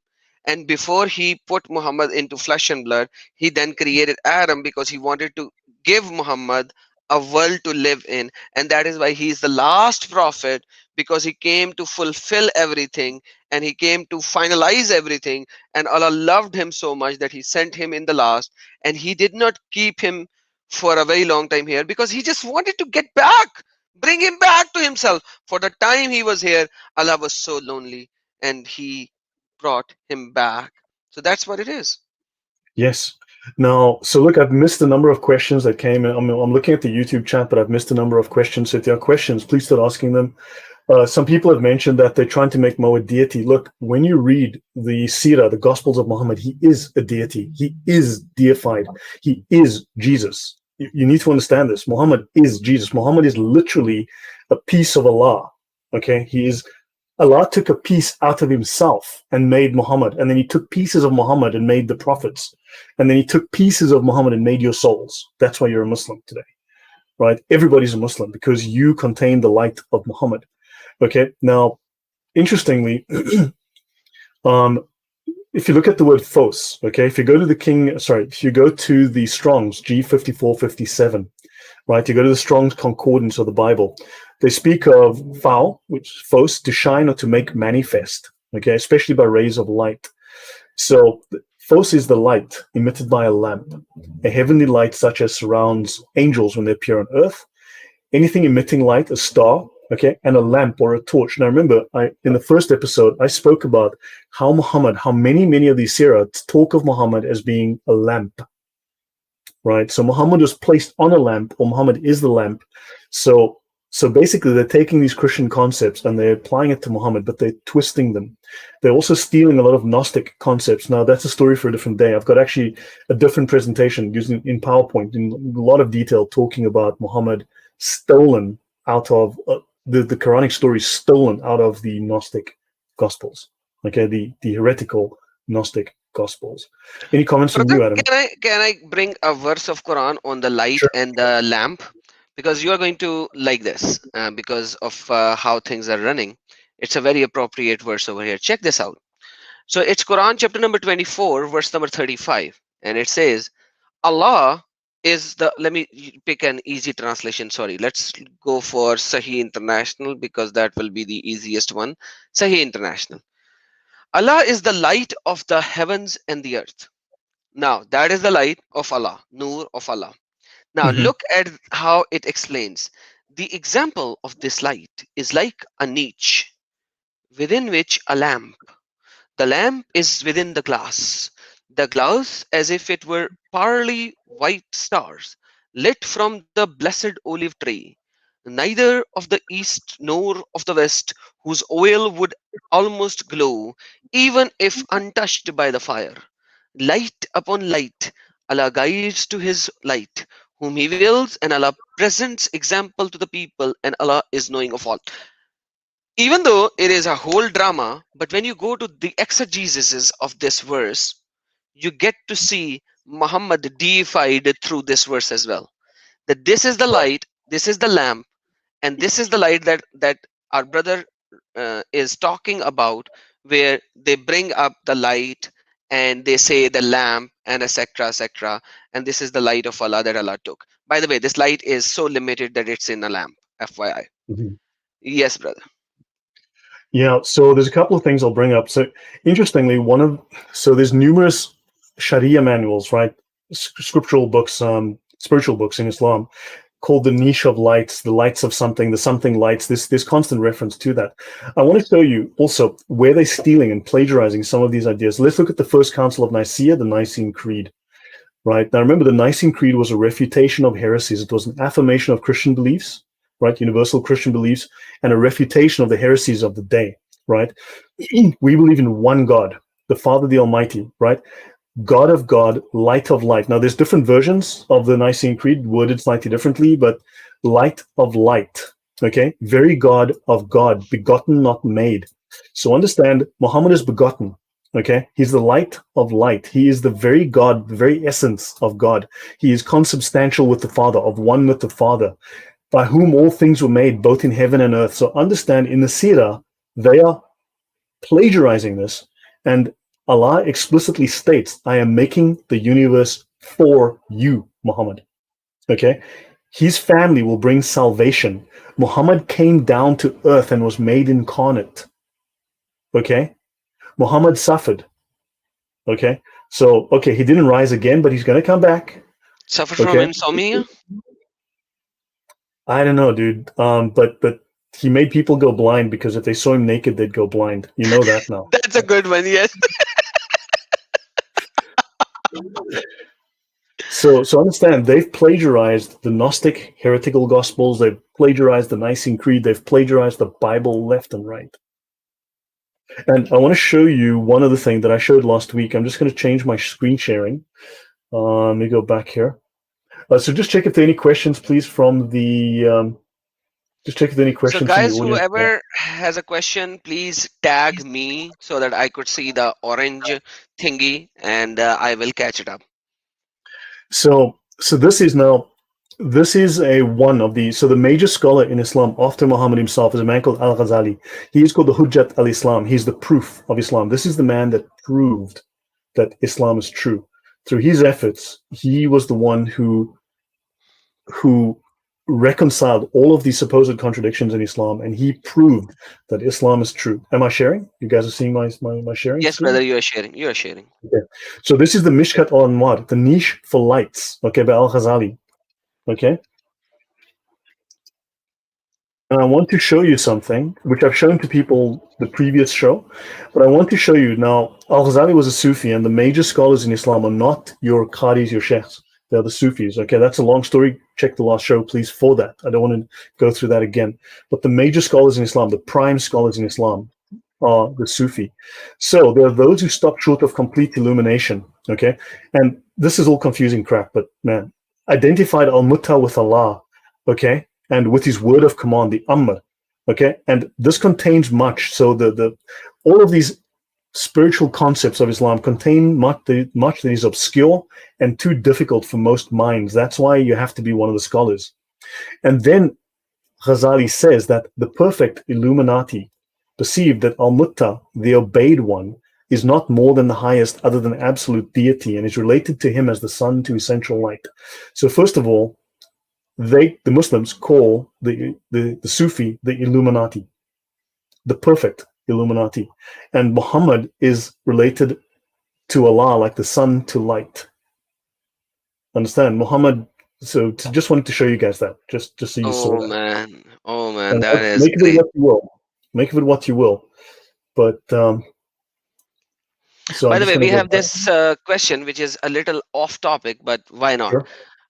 If Muhammad's grandparents named their son Mo's father Abdullah, slave of Allah, and Kaaba is full of idols during the life of Mo's grandparents, how they get around that?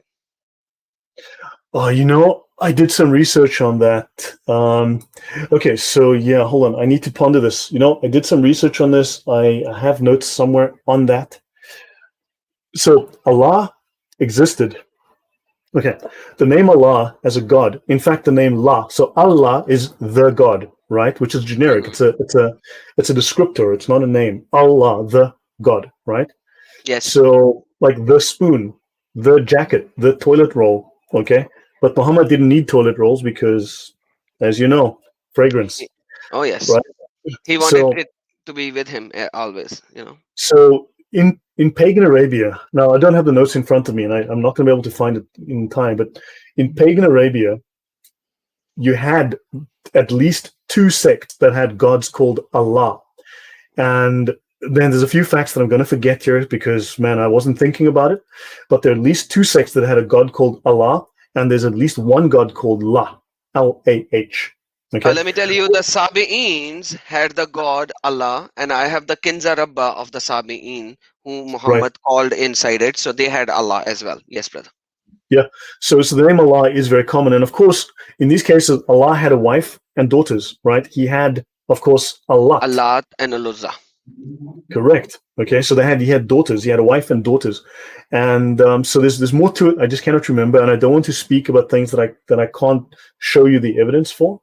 But yeah, so the name comes from, so he was a slave of Allah before Islam was created. Who was he a slave to exactly? So Allah obviously came along before. So clearly there are questions there that need to be answered. All right, so let me give you something because we were talking about the poo poo of Muhammad. Let's share another thing. So this is somebody is saying, can we urinate while standing? So all No, praise be no, to no, Allah. no. Why would you even ask a question like that? You know that you can't do that. It is not haram for a man to urinate standing, but it is sunnah for him to urinate sitting down. Because Aisha, may Allah be pleased with her, said, whosoever tells you that Prophet used to urinate standing up, do not believe in him. He only ever used to urinate sitting down. Narrated by Tirmidhi. Okay. So Tirmidhi and Aisha are saying Prophet Muhammad never urinated while standing up. Correct, brother? Well, in fact, okay, so let me show you. Yes, in fact, I can go to those verses. So there's okay, one, there's a section in the Sharia, in the fiqh, in the Islamic law. There's a whole section on urination, and two, um, so let me actually show you Yeah. because people state that Muhammad urinate like a woman. Okay, it is Okay. actually stated in the.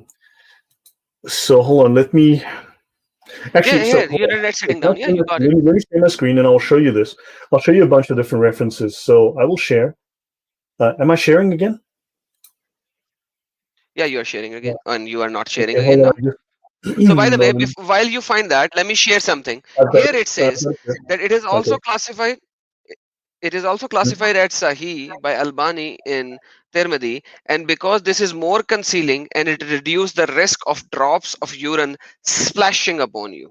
So, because drops of urine is very bad, you should never have them on your body. So, urination has to be done while sitting. That's how it is. So, brother, yes, you're showing something. Okay, so just a few points, and then I'll also show from the Sharia so people can actually see what Islamic law looks like. So, Muhammadan urine. The Prophet had a wooden vessel on his bed in which he would urinate at night. Okay, fine and well. And we know that a woman drank this. Oh Okay, yes, because it has shafa in it, and the woman will never go to hell because he and drank the urine of Muhammad. and a man drank it, and the people who drank it would never have stomach troubles. So the Oh Messenger yes. of Allah forbade us to urinate while standing. Okay, Aitha says I always saw him urinating while sitting down. Okay, and of course in the hadith of Abdurrahman bin Hassanah it was said he sits down to urinate as a woman does. Then, narrated by Amr ibn al-As, Abdurrahman said, as we went to the Prophet, he came out with his leather shield in his hand. He covered himself with it and urinated. Then he said, look at him. He's urinating as a woman does. So Muhammad urinated like a woman. Brother, hold on. Now, Before you go forward, sure. I want to share something because we also are showing really nice urinating. So this is Sahih al-Bukhari. Hudayfa said, Sahih al-Bukhari, which is now going to be Daif. I saw Allah Messenger coming. Our Prophet came to the dump of some people. So he came where people used to dump, means do the poo poo, and urinated while standing. So did Sahih Bukhari became Daif suddenly, brother? Yes, yes, yes, anytime. And Bill, good grief. My head, I'm getting a headache. My head, stop, please stop. Please, please make it stop. I'm sorry, brother. Okay, carry on. So I'm going to show. So this is the Fiqh Sunnah by Syed Sabiq. Okay, so this is from one Sharia manual. One may not urinate while standing. Okay, so if you can guarantee that no impurities will touch your clothes, it is permissible to urinate while standing. Okay, but he only urinated while sitting. This hadith is related by the five except for Abu Dawud. Tirmidhi's comment is the best thing related on this point, and it is the most authentic. So he used to urinate like a woman sitting down. Okay, so of course some narrators who are interested in the Prophet's news and good qualities related when the Prophet intended to relieve himself, the earth swallowed up his excrement and urine and diffused a pleasant odor. Okay. Ooh, So now I'm going to change my screen. I'm going to show you from the Sharia itself. Okay. So you can see, I'm going to change to the actual. So this is, okay, these are the rulings on going to the lavatory within Islamic law. Okay, so you don't have to go to the hadith, you don't have to go to the tafsir, you don't have to go to the sirah, the hadith, whatever. That's all written nicely here. When you go to the lavatory in Islam, it is recommended when one intends to use the lavatory to put something on your feet unless you have an excuse, such as you don't have shoes. uh-oh. You cover your head, even with only with a handkerchief. Hold on a second. I've got one of these things. Hang on. Okay, I feel better now. Do you feel better, Adam? I feel better. Oh yes. Now, are you going to urinate here now? So, sorry, you must set aside anything where there's the mention of Allah the Most High. Oh gosh, I shouldn't have brought my Quran into the toilet. Okay, you must ready your stones, okay, or other suitable material. Is this good, do you think? And if one uses them to clean oneself of filth, water alone is sufficient. To say before entering, in the name of Allah, I take refuge in you from demons, male and female. Dude, you should see the number of demons in my toilet. Man, so many. And by the way, if you enter the toilet with the right foot, the Satan will come and he will play with your bowel. You know that, Yeah, right? yeah. So you So, must say when you leave, your forgiveness, O Lord, your forgiveness. Praise be to Allah who rid me of the hurt and gave me health. Then you must enter with your left foot first and depart with your right foot first, and together with number 3 and number 5 are not only for indoors but also outdoors. And you must not raise your garment until you squat down to the ground. You must keep your amen. nakedness covered as much as possible. And you must put most of your weight on the left foot. So, guys, I hope you're listening, okay, especially you ladies, right? Weight on the left foot, all right? Do not Whenever you're spend a long squatting. time. Do not speak. Don't speak. In other words, don't go to the loo with your cell phone and have a conversation, all right? Uh-oh. This is a miracle of Islam. They figured this out long before. And when and it goes on and blah, blah, blah. Do not urinate while standing, which is offensive unless there is an excuse, such as when standing is less likely to splatter and when sitting is a hardship. So yeah, so this is the Sharia. It goes on 14 rules, 15. Do not urinate into holes or hard places where there is wind. Distance yourself from, do not relieve oneself with one's front or rear facing the sun, the moon, What? or the sacred precinct in Jerusalem. So you have to first get to know where the Jerusalem precinct is before So you go to urinate. I especially built my toilet to face Mars. That way I know I'm safe. Man. So it is not lawful to urinate on anything edible, bones, anything deserving respect, a grave, or in a mosque. So guys, please don't urinate in the mosque. Guys, stop that. What are you doing? Don't urinate in the mosque. The fact that they have to say this, I don't know, man. What do you think, Adam? The fact that they have to tell people don't take a pee in the mosque. Man, but you know, Muhammad didn't. Okay, whatever. Muhammad didn't do anything when somebody peed in the mosque. He says just throw the water into it. So peeing in the mosque. By the way, Exactly. who would somebody pee in the mosque? Yani, I like, don't who know. would How do often do you that? pee in church? How often does anyone you know pee in church? But like, Like why would never. somebody pee in the church or a mosque? Don't they know that this is? I don't know. If you have to tell this to somebody, it means those were animals living at that particular time, and they were animals, nothing more. So understand, you've just seen now how the rules of the Sharia work. Okay. So in other words, so yeah, this is how it works. There are numerous rules. Don't pee towards Mecca. Don't have your back towards Mecca and take a dump. It's insane. Ah, This is Islam. man. This is Islam. I mean, this is really just the tip of the iceberg. I mean, man. So understand, we have. So you know that Muhammad was gullible, Oh right? yes, Muhammad was very Am I gullible. We sharing it? know Yeah. that. Okay. Here it is.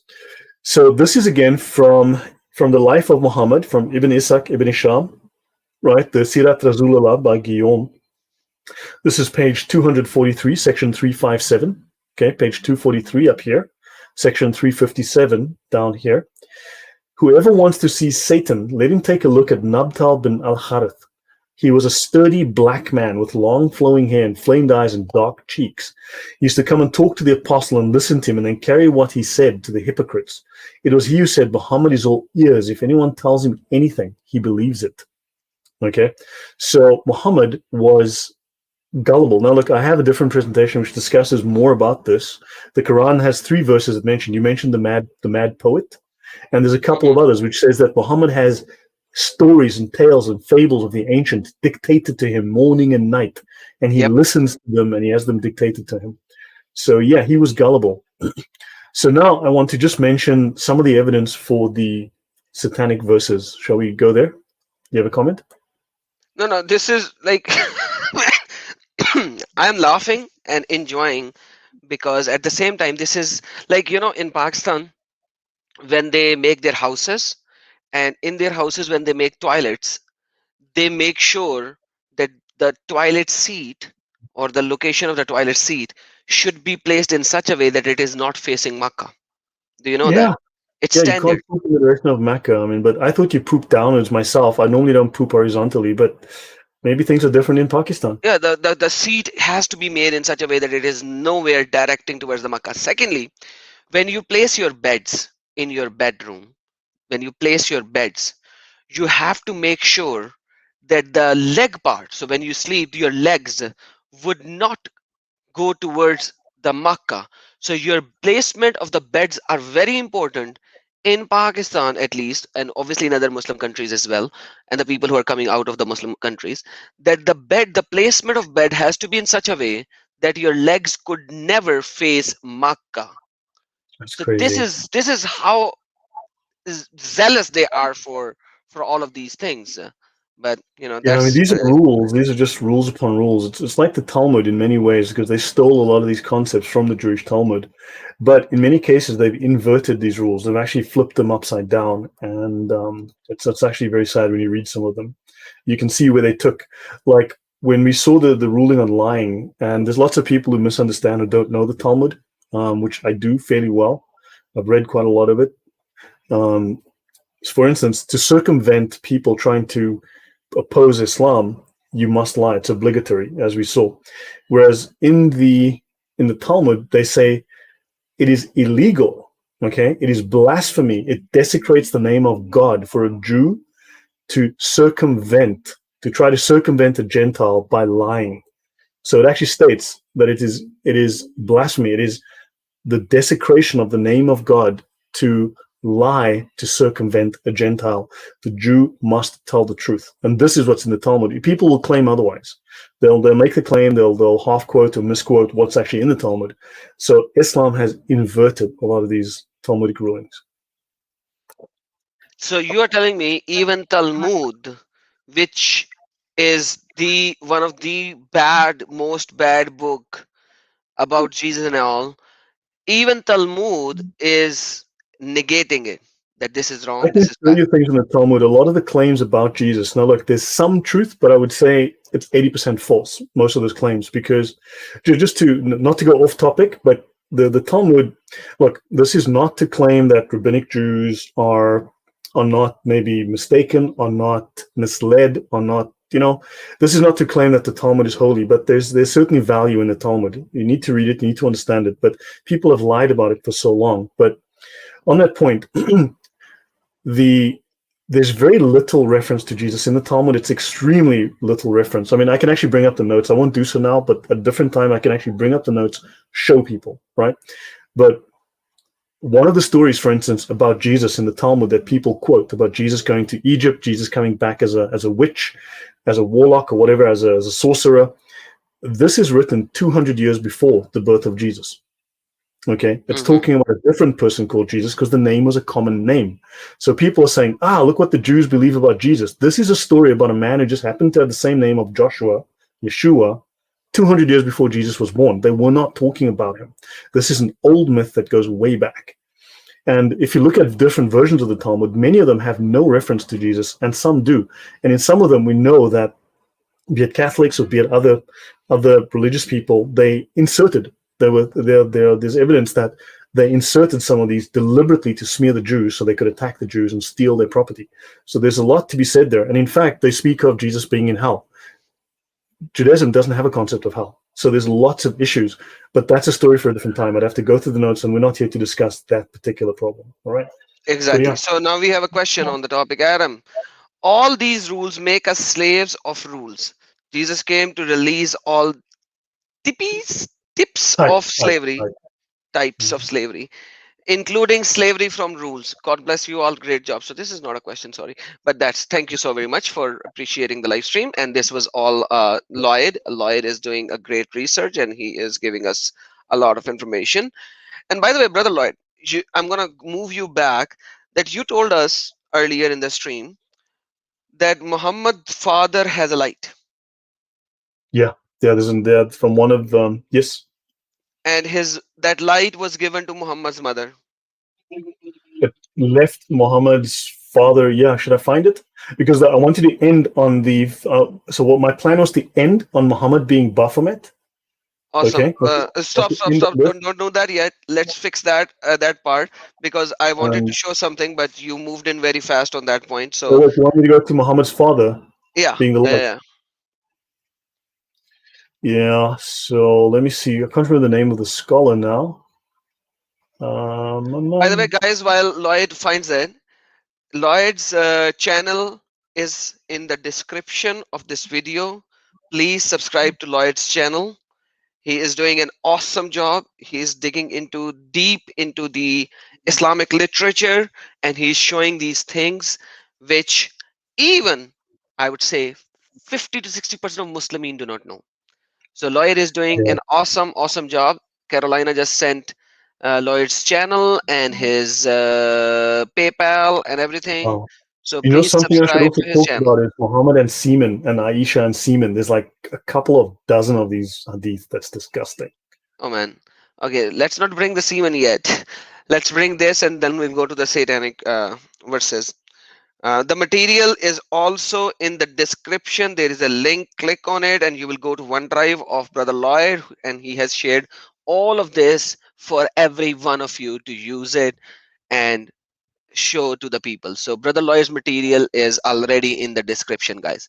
So while Brother Lloyd brings up the references which he already shown today, that the light of Allah which was given to Muhammad, and then from that Muhammad's light it was given to Muhammad's father. Then again, the father of Muhammad is in hell. Brother Lloyd, do you know that? That, the scholars don't want to talk about that. But in theory, that would be the case. But they claim that they would be given a special place. But I mean, it's just a claim. Brother, it is in Sahih, which you can claim to be Daif. A man asked, "Where is my father, Messenger of Allah?" Sunnah Abi Dawud 4718. He replied, the Messenger of Allah replied, "Your father is in hell." When he turned his Oh, back, he said, wow. "My father and your father are in hell." Let me share the link with everyone. So Muhammad's father, who had the light, is in hell. Then this same hadith is narrated in, I think, Sahih Muslim as well. Anas reported, "Verily a person said to Messenger of Allah, 'Where is my father?' He said, 'He is in fire,' means hell.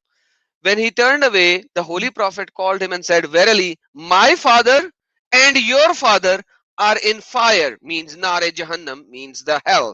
So according to Sahih Muslim, now you can put it Daif, and according to Ibn Sunan Abi Dawud, both are claiming that Muhammad's father is in hell, and they are all classified as Sahih. The same father who has the light emitting from his forehead, the Nur Allah, is in hell. Now, let's go to some other passage. This one, Sahih Bukhari, it says, "It was mentioned before Aisha that Ibn Umar attributed the following statement to the Prophet: The dead person is punished in the grave because of crying and limitation of his family." So, why does the dead person get punishment in the grave, brother? Because the family of that person is crying on the grave, right? Oh, wow. So the dead person is punished in the grave because of the crying and limitation of his family. Can you please translate that word for me?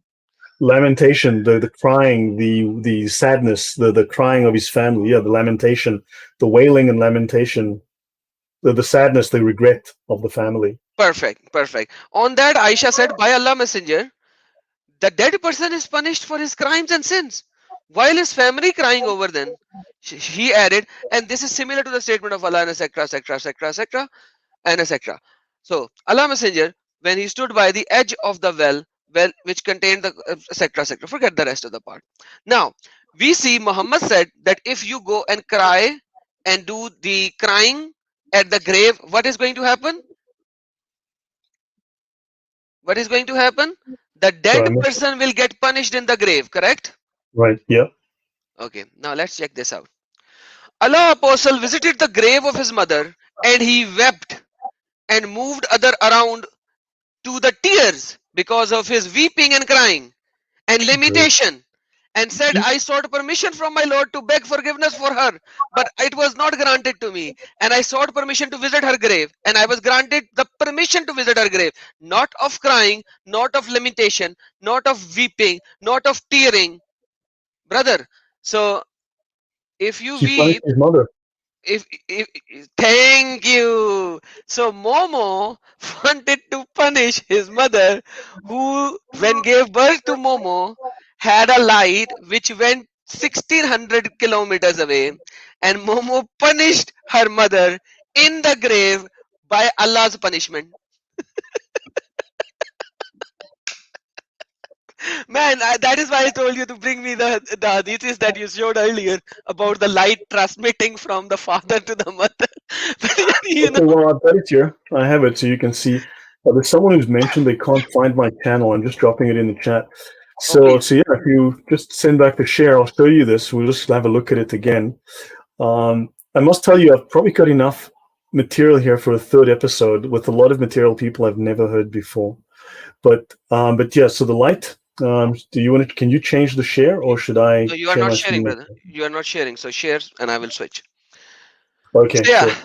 So Muhammad punished, yes, guys. So Muhammad punished his mother in the grave. And by the way, Crazy. brother Lloyd, this is brother Lloyd's channel. This one.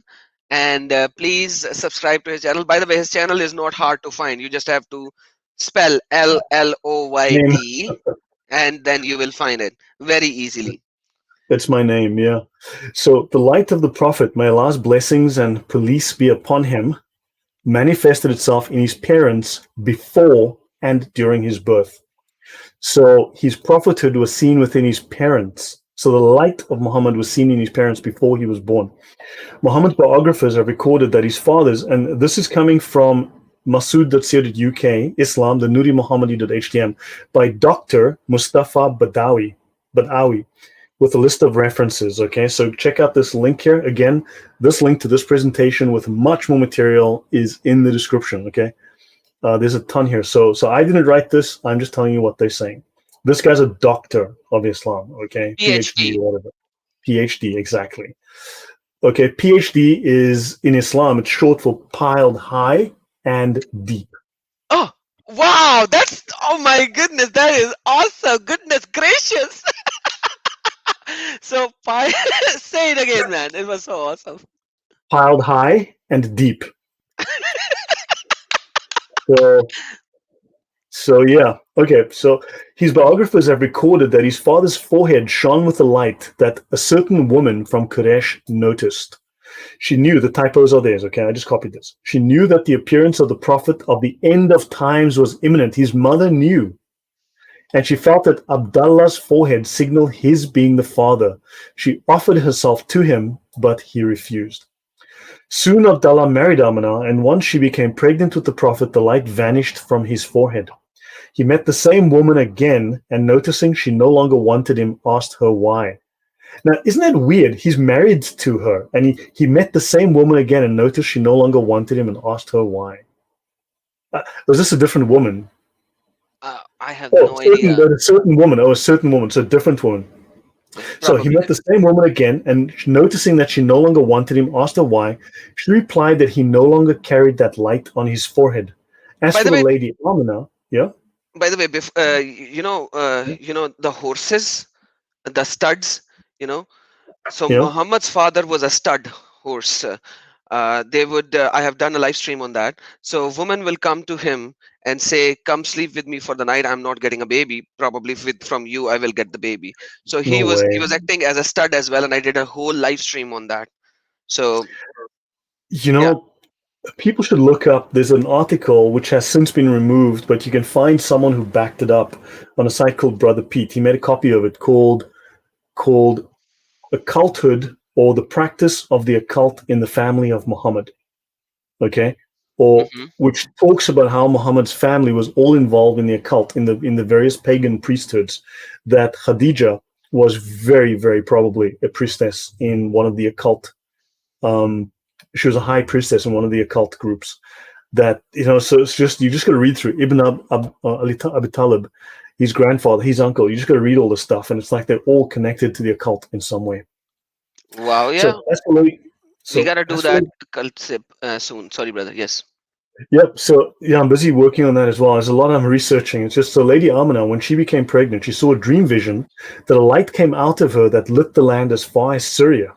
Now, if this happened at night, someone should have seen it. But of course, the moon was split at night, so no one saw it because everyone was asleep. So she So was that also told that, yeah, so it is the same time that when the light was emitting, everyone was sleeping and nobody saw the light.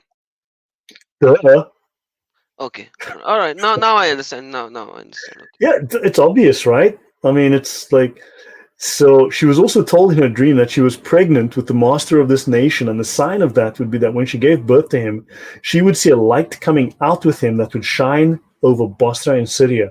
When this happens, she was told, call him Muhammad. I conceived him, she said, and suffered no pain. When he came out of me, a light came out with him that illuminated everything from east to west. So I don't Wow. know, maybe. So And she says this that's, holy yeah, woman, this holy woman, forget the rest of the part. That's all. sure, All sure. I needed. This holy woman and this holy man who has the light, and the light is being seen from miles and miles away. They are Yeah. both burning in hell. Man, amazing. When Absolute you put it amazing. like that, yes, that is crazy. These holy people, the Lady Amina, the light, and yeah, and his father carried the light, and his father carried the light that he transferred. So his father was the bearer of the light that he gave to his son. That's crazy. And the father is burning in nar, the fire, and the mother is burning in nar. Muhammad pledged to Allah, Allah, please forgive my mother. Allah said, no, no, go, get lost. Muhammad said, okay, can I go to his grave, her grave? Yes, you can. And then he started crying over there, where Allah said, if you cry on a grave, you will make her punish in the grave. Man, like seriously, man, this This is religion insane. is crazy, insane. By the way, guys, I have sent the live stream link where we discussed that Muhammad's father was a stud and Muhammad was born after many years, and that is why we have the fake of Islamia that you can give birth to a baby between 6 months to 7 years. So the baby can be in the tummy of the mother for up to 7 years. I don't know if it's an elephant baby or what, but yeah, 7 years. Yeah, so this, man, Adam, there's so much I can talk about, so I'll start winding down. So Muhammad assures us, I was not sent as a curse, I was sent as a mercy. So he assures us I wasn't sent as a curse. And the message is a sword that brightens, Indian steel, a drawn sword of Allah. Now, of course, in the King James Version of the Bible, you've got, do not think that I came to bring peace on earth. I did not come to bring peace, but a sword. So they plagiarize various of the gospel passages, right? So the sword of the Spirit is mentioned in Ephesians 6:17. Take the helmet of salvation and the sword of the Spirit. So they have basically, so Islam just constantly plagiarizes and then twists everything about Muhammad. Okay. So so anyway, so now you got the Kitab Shifa, okay, the antidote in knowing the rights of the chosen prophet. Muhammad is the finest in lineage and upbringing. His intelligence was greater than any of the creation of Allah. He was the smartest man to ever live. His knowledge and understanding were of the highest standing. His compassion and mercy was the greatest of all humans. Allah purified him in body and spirit and protected him from any imperfection and blemishes. Okay. Yoo-hoo! Allah opened eyes that were blind and ears that were deaf. There's come to you a light from Allah and a manifest book. So, okay, so the Prophet is the light of Allah and a human being. In Masood.co.uk. So Muslims need to really do something about this, because these guys are teaching millions of Muslims some very bad theology. But Muhammad is of two natures, the light of Allah and is a human being. And the inability to join between the two aspects is a lack of understanding of the greatness of the Muhammadan reality. Man, brother, That Muhammad has two natures. one question now. Uh, Yeah. this guy has a very right question. He was so intelligent, so everything, So whatever. And then this guy Can't is read. asking, isn't he the person who can't read? um, look, see, Muhammad used to take the pages, right? And then he would hold it up to his face and touch it, and it would suck in through osmosis. Oh wow, that's a hadith that I was unaware of.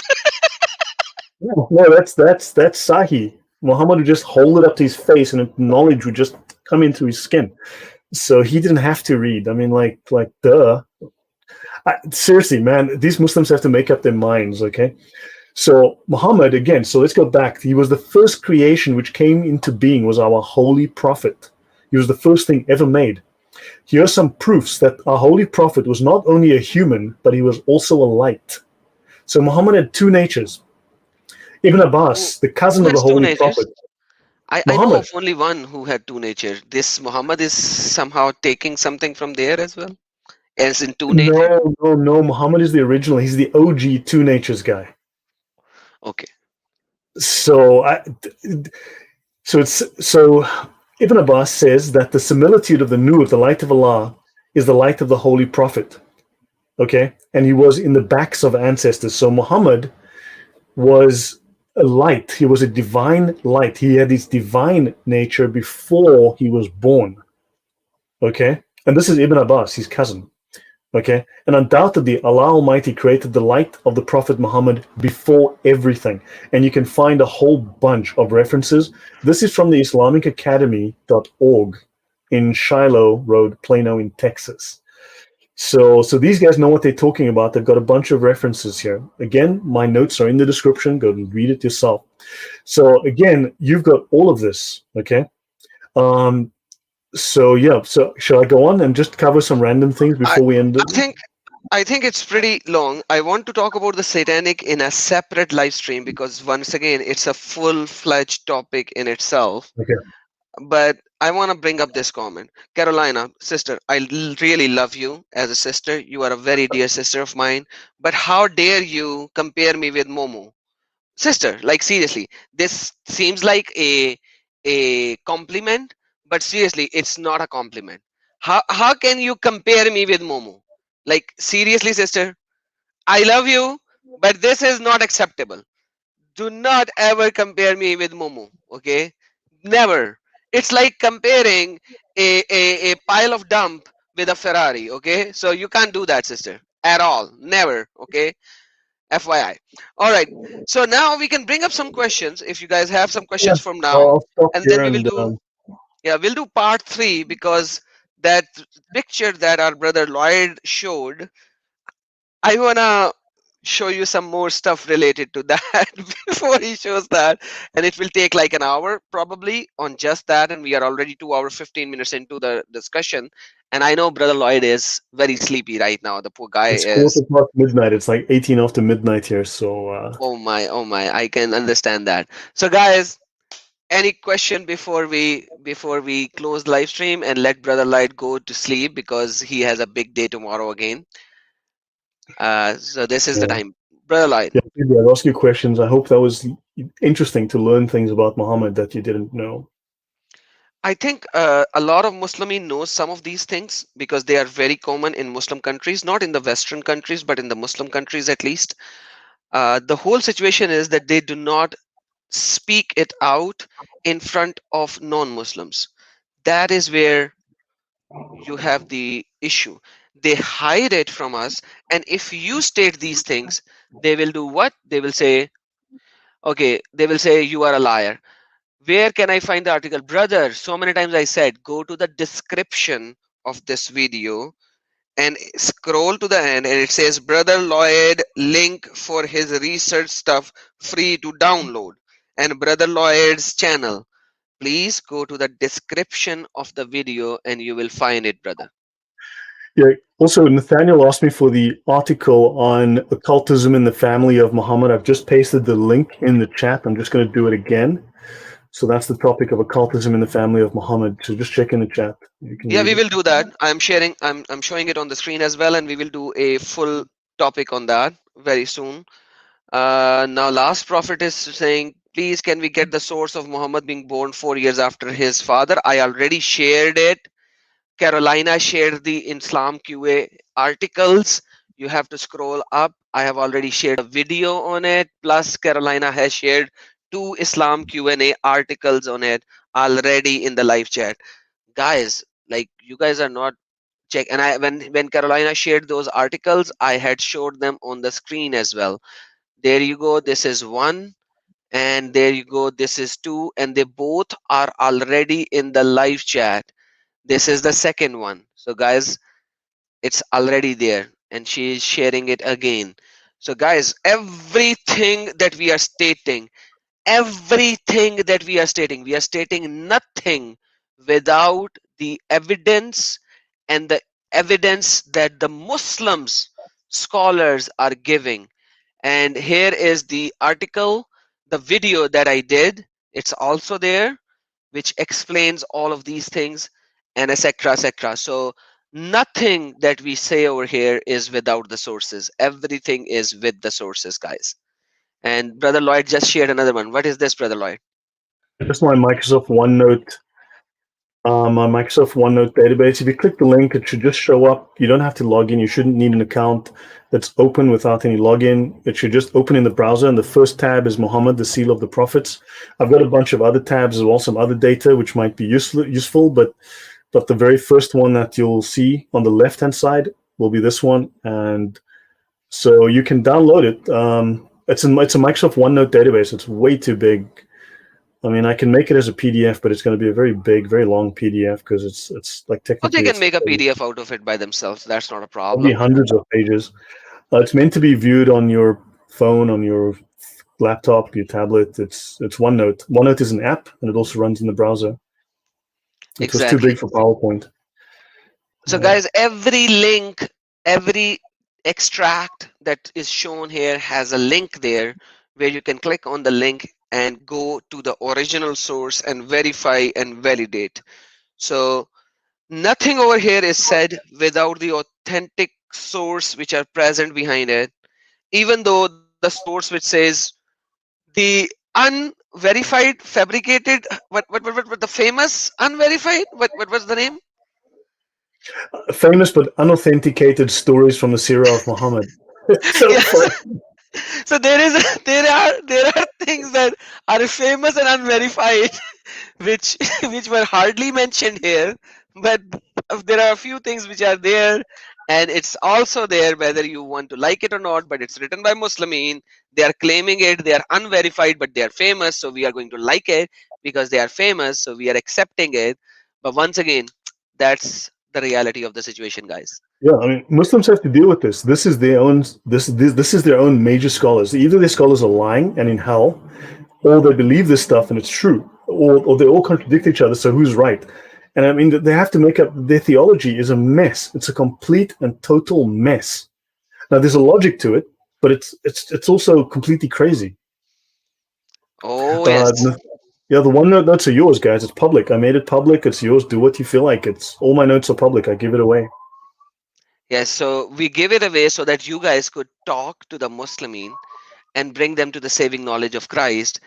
This is why we are doing this.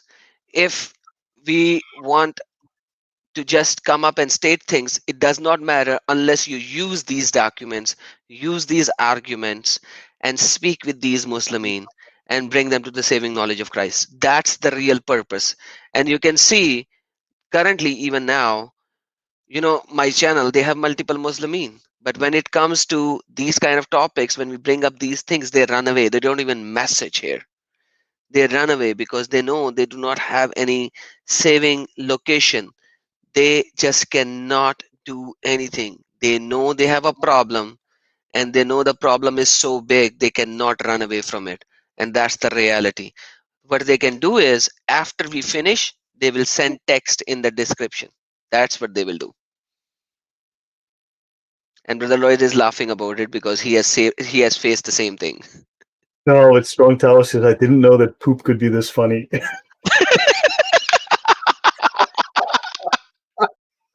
I mean, I didn't write this stuff, man. I didn't write it. It's their stuff. Like, good grief, this stuff is ridiculous. Stan says, "Can you please give it in PowerPoint?" Look, this is like hundreds of pages. Seriously, I'm not going to make a PowerPoint with hundreds of pages. So it's easier to just put it in OneNote, and in the cloud, and you can get it anywhere. You can download it. Let me give him a project. Stan, use that information, put it in a PowerPoint, and then give it to us so that we could use it. How about that? So you do some work so that we could be better. See? There you go, brother. Do the work for us so that we could show it to the world, brother. So you want halwa, and then you want somebody to put it in a spoon and put it in your mouth as well? Come on, man. Yeah, Eat the halwa, but at least eat it yourself, man. I mean, I have hundreds and hundreds of pages of notes. I mean, and this one you saw. I mean, I'm only about halfway through my presentation on the notes I've collected on Muhammad, like this in the Sirah. I'm roughly one two thirds, halfway to two thirds through this. So there's a lot more. I mean, to imagine doing a PowerPoint presentation of this. It would take forever. It's easier to just do it in OneNote for this. Exactly. And then, Truth Defender, you said it right. So all of them are going into hell. Yeah, Absolutely. If you believe in the Sunnah yeah, of Muhammad, then they are going to hell. yeah. Exactly. No, they all, according to their own rules, they all go to hell, and that's in the Sharia as well, right? That's confirmed within the ijma of Islam. Exactly. All right, I mean, brother Lloyd. Sorry, you want oh, to say something, please? no, no, we're good. We're good. Oh, well, actually, no. Why do you think they keep this secret? If Muhammad was this divine, this special, this miraculous, why the secrecy? Why don't they share this? Why do they hide it? Why the embarrassment? Okay, What do you think? Mo Wajah says, Adam, can I join? I'm a Muslim, or should I join later? So Mo Wajah, you came at the very end. Did you watch the whole video?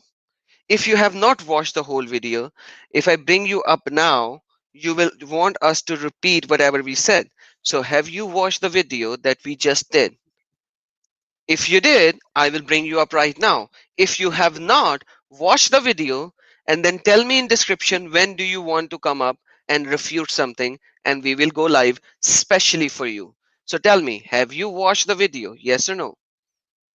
Or you just came? Because I haven't seen you before in my live chat. I just saw you.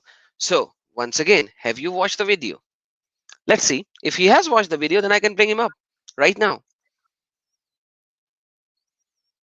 I watched 30 minutes of it and I was watching some of it.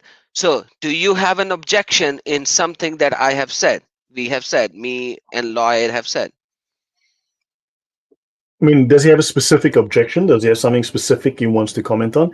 If he's Yeah, watched it, he should be able to tell us specifically, I don't like this. But I didn't write any of this stuff.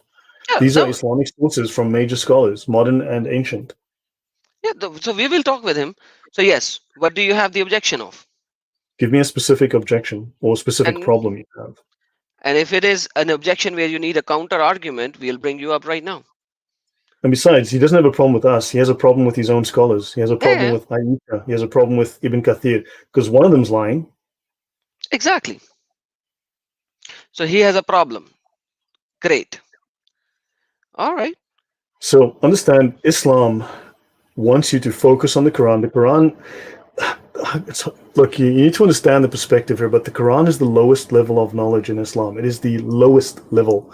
That's why lay Muslims are allowed to read it, right? And technically speaking, you as a kafir, it's illegal for you to possess any Islamic books whatsoever. You should not have any access to anything from Islam. Then the higher level of knowledge is reserved for the higher scholars of the ulama, and there are levels of ulama as well. So you should not know any of this stuff. But as I was saying earlier, why, if Muhammad was so miraculous, why did they never speak about it? Why don't they want to? Why don't they boast about it? Why don't they preach it and praise him? And why? What do you think? I mean, did you know about this stuff, Adam? I knew a lot of it from different sources, not the exact sources, but like a lot of stuff are new for me. And I told you, yeah, this is really new for me as well, because you are doing research like, wow, you have all the sources, all the links. I have read, oh, sorry, listened to a lot of these stuff in the mosques by the imams. without the sources, because when the imam says these things, they don't give you the exact sources. So I have listened to a lot of things, but like knowing the sources, knowing the exact location and all that, that makes it more authenticated that yes, what they were saying is the truth. And Mo Wajah, I have sent the live stream link like 5 minutes ago. You can join whenever you can. Otherwise, we'll close the stream in 5 minutes. So uh, these sources were are there, and they are proclaiming it the Muslim countries. Now the question would be, why are they not giving the same sources in the Western countries? Why are they rejecting them when it is being proclaimed in the Eastern countries? Hmm. But if Muhammad is this special, why aren't they telling us? Why aren't they saying, "But look, we have this wonderful divine Muhammad with two natures, who the earth was made for him, the universe was made for him. His light shines in the world." Why aren't they telling us this? If he's so miraculous, if he's so amazing, why the secrecy? Why the silence? Why the Because shame? they think that it's shameful and it's bad, because in the West they will be demolished with the argument. Hmm. It will be demolished by the arguments of the Westerner countries. In the East, you cannot say anything against Muhammad. You'll be put Yeah, to jail. You'll be scrutinized. The we'll mob die. will kick Yeah. you and punch you. So there, they shut up. Here, there is no red boundary that they create in the Eastern countries or Middle Eastern countries or Southeastern The countries. red line, Yasser Qadi's red line. The Uh-huh. Westerners have no red line. That red line is not present in the West. In the East, it is there. And that's the thing which is not causing them to say anything here, but it is allowing them to say it over there. You see? Okay, there you go. Let me show you the Far Cry, and we have this Muslim over here. So, Mr. Muslim Mo Wajah, speak.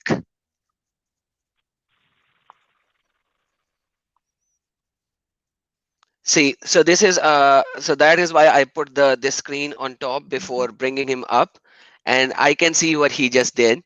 And that is why I know these are the spammers, idiots, son of guns, who does not know what to do. And see, now What did he's he do? bringing up, oh yeah, he, I just removed him. I know I have seen this thing in the past. Let me ban him from the studio. I have seen this in the past, and that is why now I have a page that I show on the top, because one of his BASTARD already did in the past, and they showed a PORN, Oh, tried to okay, block the whole thing. And that is why now I put a screen before I bring up a Momo follower. So he first okay, changed his name to a abusive words, huge abusive okay, word. Then now he was playing something else, and I just removed him. So this is how these okay. idiots do. So Wow. I'm trained now. I have been given training by these people how to bring them up on the stream and cover the screen before he speaks. So if he would have spoken, then we would have gone in a talk. And then you see, these are the idiots. They think I don't learn from one time. One time is more Yeah, than enough. I learn, and I know what kind of a son of guns, a son of devils you guys are. So thank disgusting. you for showing me you are a true follower of Muhammad. Typical. Thank you, brother Disgusting. Lloyd.